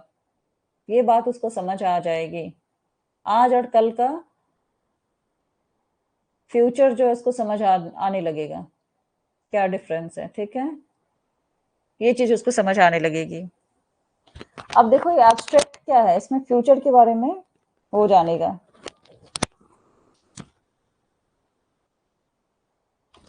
अब एब्स्ट्रैक्ट ये स्टडी का एग्जांपल मैं ली फॉर्मूला ऑपरेशनल स्टेज में, यानी कि क्या अमूर्त संक्रियात्मक अवस्था। ठीक है, अब जैसे इसमें फ्यूचर एब्स्ट्रैक्ट में क्या हो जाएगा कि इसको फ्यूचर दिखेगा, मतलब अब जो चीज दिख नहीं रही है उसके बारे में फील कर रहे हैं, ऐसी चीजें हो सकती है। ऐसा पढ़ेंगे जैसे अभी हम लोग यूजीसी नेट के एग्जाम में नहीं बैठे हुए हैं, लेकिन हम लोग उस तरह से पढ़ रहे हैं, उस तरह से कुछ उसका डीपली स्टडी कर रहे हैं कि उस दिन काम आएगा, है ना। मतलब आज जो पढ़ रहे हैं वो एग्जाम फील करके ही पढ़ रहे हैं कि उस दिन हमें काम आएगा। मतलब यहाँ पे अनसीन चीजों को भी फील करते हैं हम लोग, जो दिख नहीं रहा है उसको फील करते हैं। यूजीसी नेट का एग्जाम आज तो नहीं है, जून में होगा, लेकिन उसको फील करके आज पढ़ रहे हैं। तो ये एब्स्ट्रैक्ट है। एब्स्ट्रैक्ट ये है, या फ्यूचर को हम लोग को इंडिकेट करता है। ठीक है, दूसरा चीज है हाइपोथेटिक, मतलब इसमें क्या आएगा, परिकल्पना। मतलब परिकल्पना में इसमें क्या आएगा, डिडक्टिव रीजनिंग भी आएगा।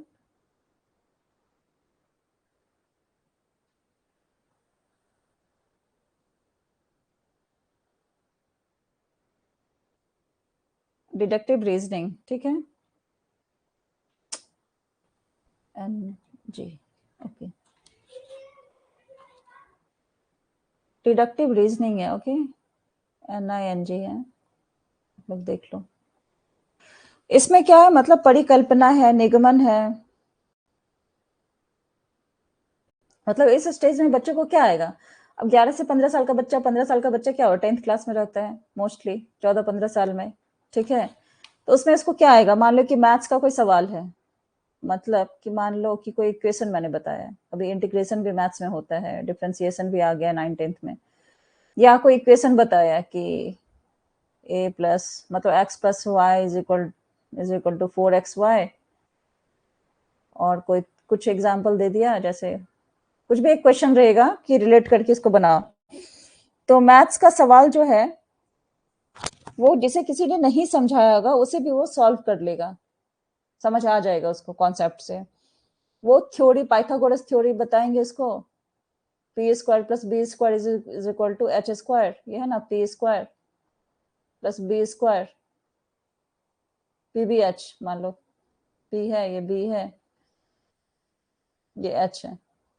तो पाइथागोरस थ्योरम जो वो पढ़ेगा, ये पी है, बी है, और ये हाइपोटेनियस है। तो मान लो कि वो मैथ्स का ये पढ़ा थ्योरम, तो थ्योरम पढ़ लिया, लेकिन क्या होगा कि थ्योरम पढ़ने के बाद उसका क्वेश्चन वो सॉल्व कर लेगा, मतलब रिलेट कर लेगा, उस थ्योरम से रिलेट कर लेगा वो। ठीक है, मतलब एज्यूम कर लेगा मैथ्स का सवाल, जो उसको कोई समझाएगा नहीं उसको भी वो सॉल्व कर लेगा, थ्योरी के साथ रिलेट कर लेगा, निकाल लेगा। मतलब किसी के बारे में, किसी चीज के बारे में परिकल्पना करेगा, हाइपोथेटिक निकालेगा वो, कि किसी चीज के बारे में एज्यूम करेगा, सही है कि गलत है, अनुमान लगाएगा लॉजिक से, थिंकिंग से, प्रॉब्लम सॉल्विंग रूल से। ठीक है, तो जब मान लो कि कोई समस्या में फंसा तो प्रॉब्लम सॉल्विंग से अब इसको कैसे सॉल्यूशन निकाल सकते हैं, इस मैथ्स में और कौन सा ट्रिक हो सकता है यूज, या कैसे किसी भी चीज में, मैथ्स का लो या दूसरे भी एग्जाम्पल बताएं, तो उसमें वो अपना रीजनिंग लगाएगा, उसके बाद उस प्रॉब्लम से निकलेगा, उसको यूज करना उसको अच्छी तरह से आ जाएगा। ठीक है, यहाँ तक क्लियर हुआ, क्लियर है। अब एक बार मैं रिवीजन करवाऊं उसके पहले आप लोग मुझे बताओ, एक क्वेश्चन पूछती हूँ, पूछू क्या क्वेश्चन, रिवीजन करवा दो फिर क्वेश्चन पूछूं या क्वेश्चन पूछूं?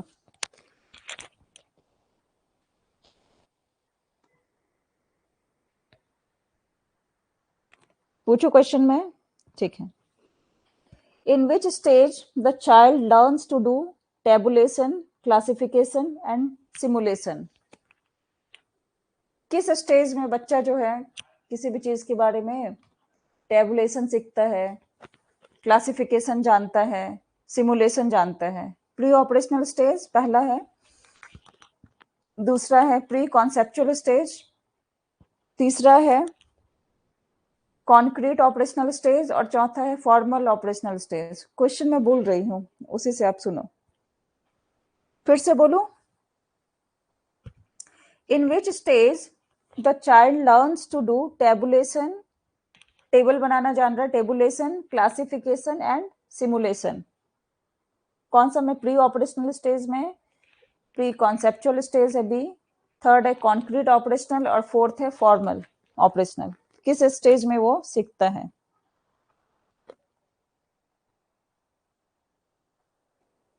कौन सा होगा? ए बी सी डी किस में आएगा?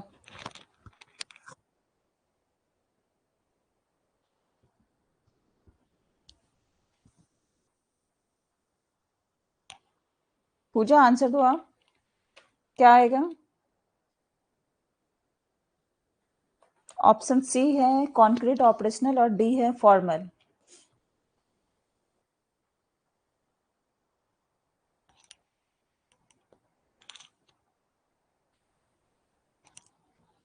क्या होगा? ट्राई करो, सी या डी क्या आएगा?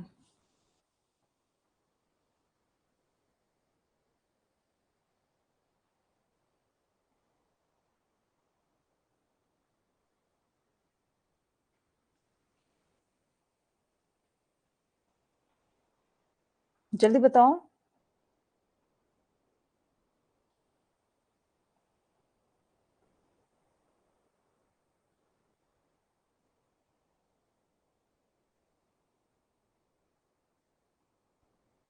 इसका आंसर होगा कॉन्क्रीट ऑपरेशनल स्टेज। उसी में क्लासिफिकेशन जान रहा है ना, तर्क जानना जान रहा है, संरक्षण जान रहा है, उलटने पुलटने की योग्यता है, मतलब जो भी लैक ऑफ जो चीजें थी वो इसमें सीख रहा है। तो इसका आंसर आएगा कॉन्क्रीट ऑपरेशनल स्टेज, डी नहीं आएगा। और क्वेश्चन पूछूं या रिवीजन करवा दूं एक बार, या कल रिवीजन करवाऊं दूसरे दिन?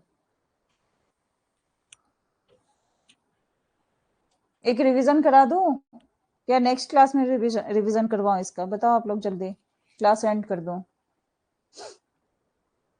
और क्वेश्चन पूछूं? Okay,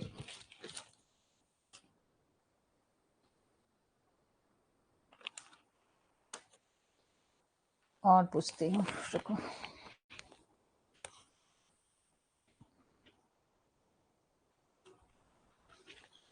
No need to do revision. Okay, very good, thank you. कल क्या पढ़ना है नेक्स्ट आप लोगों को, बताओ। चलो कुछ ऐसे क्वेश्चन पूछती हूँ, आंसर दोगे?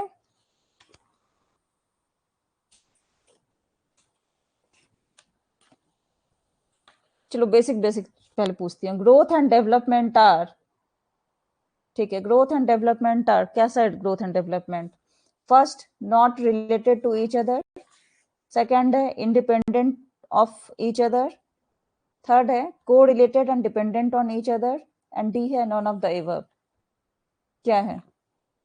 ग्रोथ और डेवलपमेंट जो है एक दूसरे से रिलेटेड नहीं है, इंडिपेंडेंट है, या एक दूसरे से को रिलेटेड है, डिपेंडेंट है एक दूसरे पर, या नॉन ऑफ द एबव। क्या आएगा?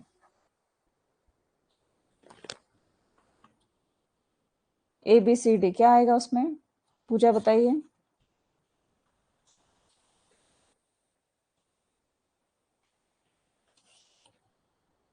को related, very good, C option आएगा। Okay. The main element of growth is, the main element of growth is first, it affects behavior, b, it is measurable, c, both a and b, and d, it is also mental।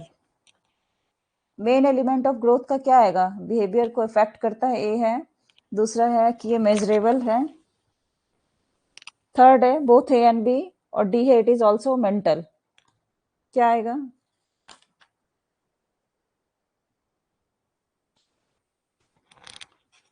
It is measurable.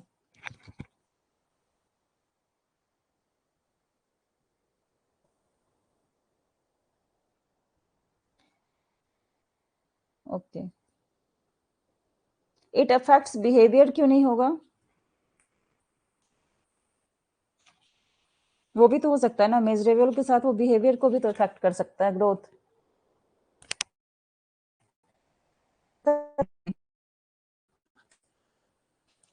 अच्छा चलो पियाजे का पूछती हूँ next. According to Piaget's theory of cognitive development, the concrete operational stage starts at the age of A 1 year, B 3 year, C 5 year, D 7 year। कौन से as में concrete operational stage start हो जाता है?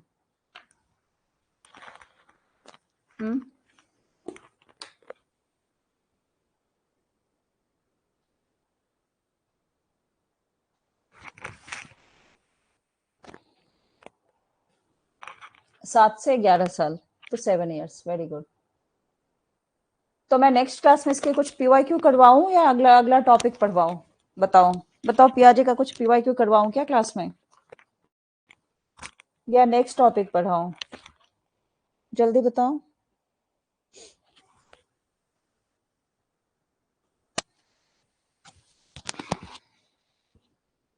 नेक्स्ट टॉपिक, ओके ठीक है, thank you. तो चलो आज क्लास को ये एंड करते हैं, काफ़ी टाइम हो गया है। चलो जैसे कि हमारा ये है फीडबैक, तो प्लीज़ आज की क्लास की फीडबैक दे दो।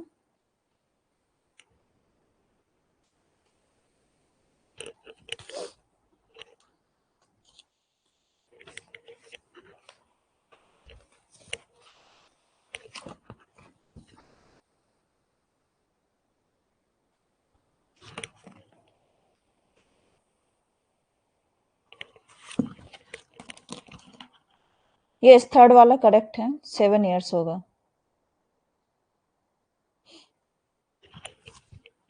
फीडबैक प्लीज, आप लोग फीडबैक दो क्लास का। क्या है? थैंक यू आपको क्लास अटेंड करने के लिए, आप सभी को अपना वक्त देने के लिए। और ये भी है लास्ट का, जिसने भी खुद को खर्च किया है दुनिया ने उसी को गूगल पे सर्च किया है। तो उसमें क्या है कि हम लोगों को खुद पे खर्च करना है, और ताकि हम लोग सर्च कर सके। इससे पहले वाला का जो है दोनों ऑप्शन होगा, A and B. C option उसका था, वो आएगा। ठीक है,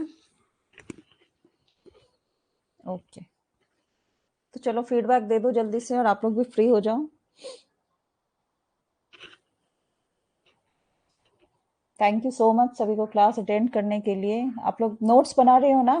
पूजा, आप नोट्स बना रहे हो? समझ आ रही है? You taught well. Thank you Pooja. चलिए फिर नेक्स्ट क्लास में आप क्या पढ़ना है आप बताओ। नेक्स्ट क्लास में वाइगोत्स्की सब बता दूं या कुछ और बताओ? उस सब से भी क्वेश्चन आते हैं, लेकिन पियाजे के बहुत डीपली आते हैं क्वेश्चन, तो इसको मैंने बहुत डीपली करवाया है। और वाइगोत्स्की ये सब थोड़ा सा बता देती हूँ। ओके, चलेगा? नेक्स्ट टॉपिक ही वाइगोत्स्की सब है ना?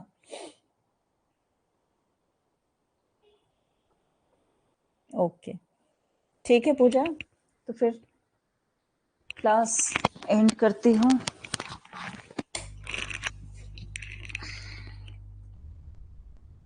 And so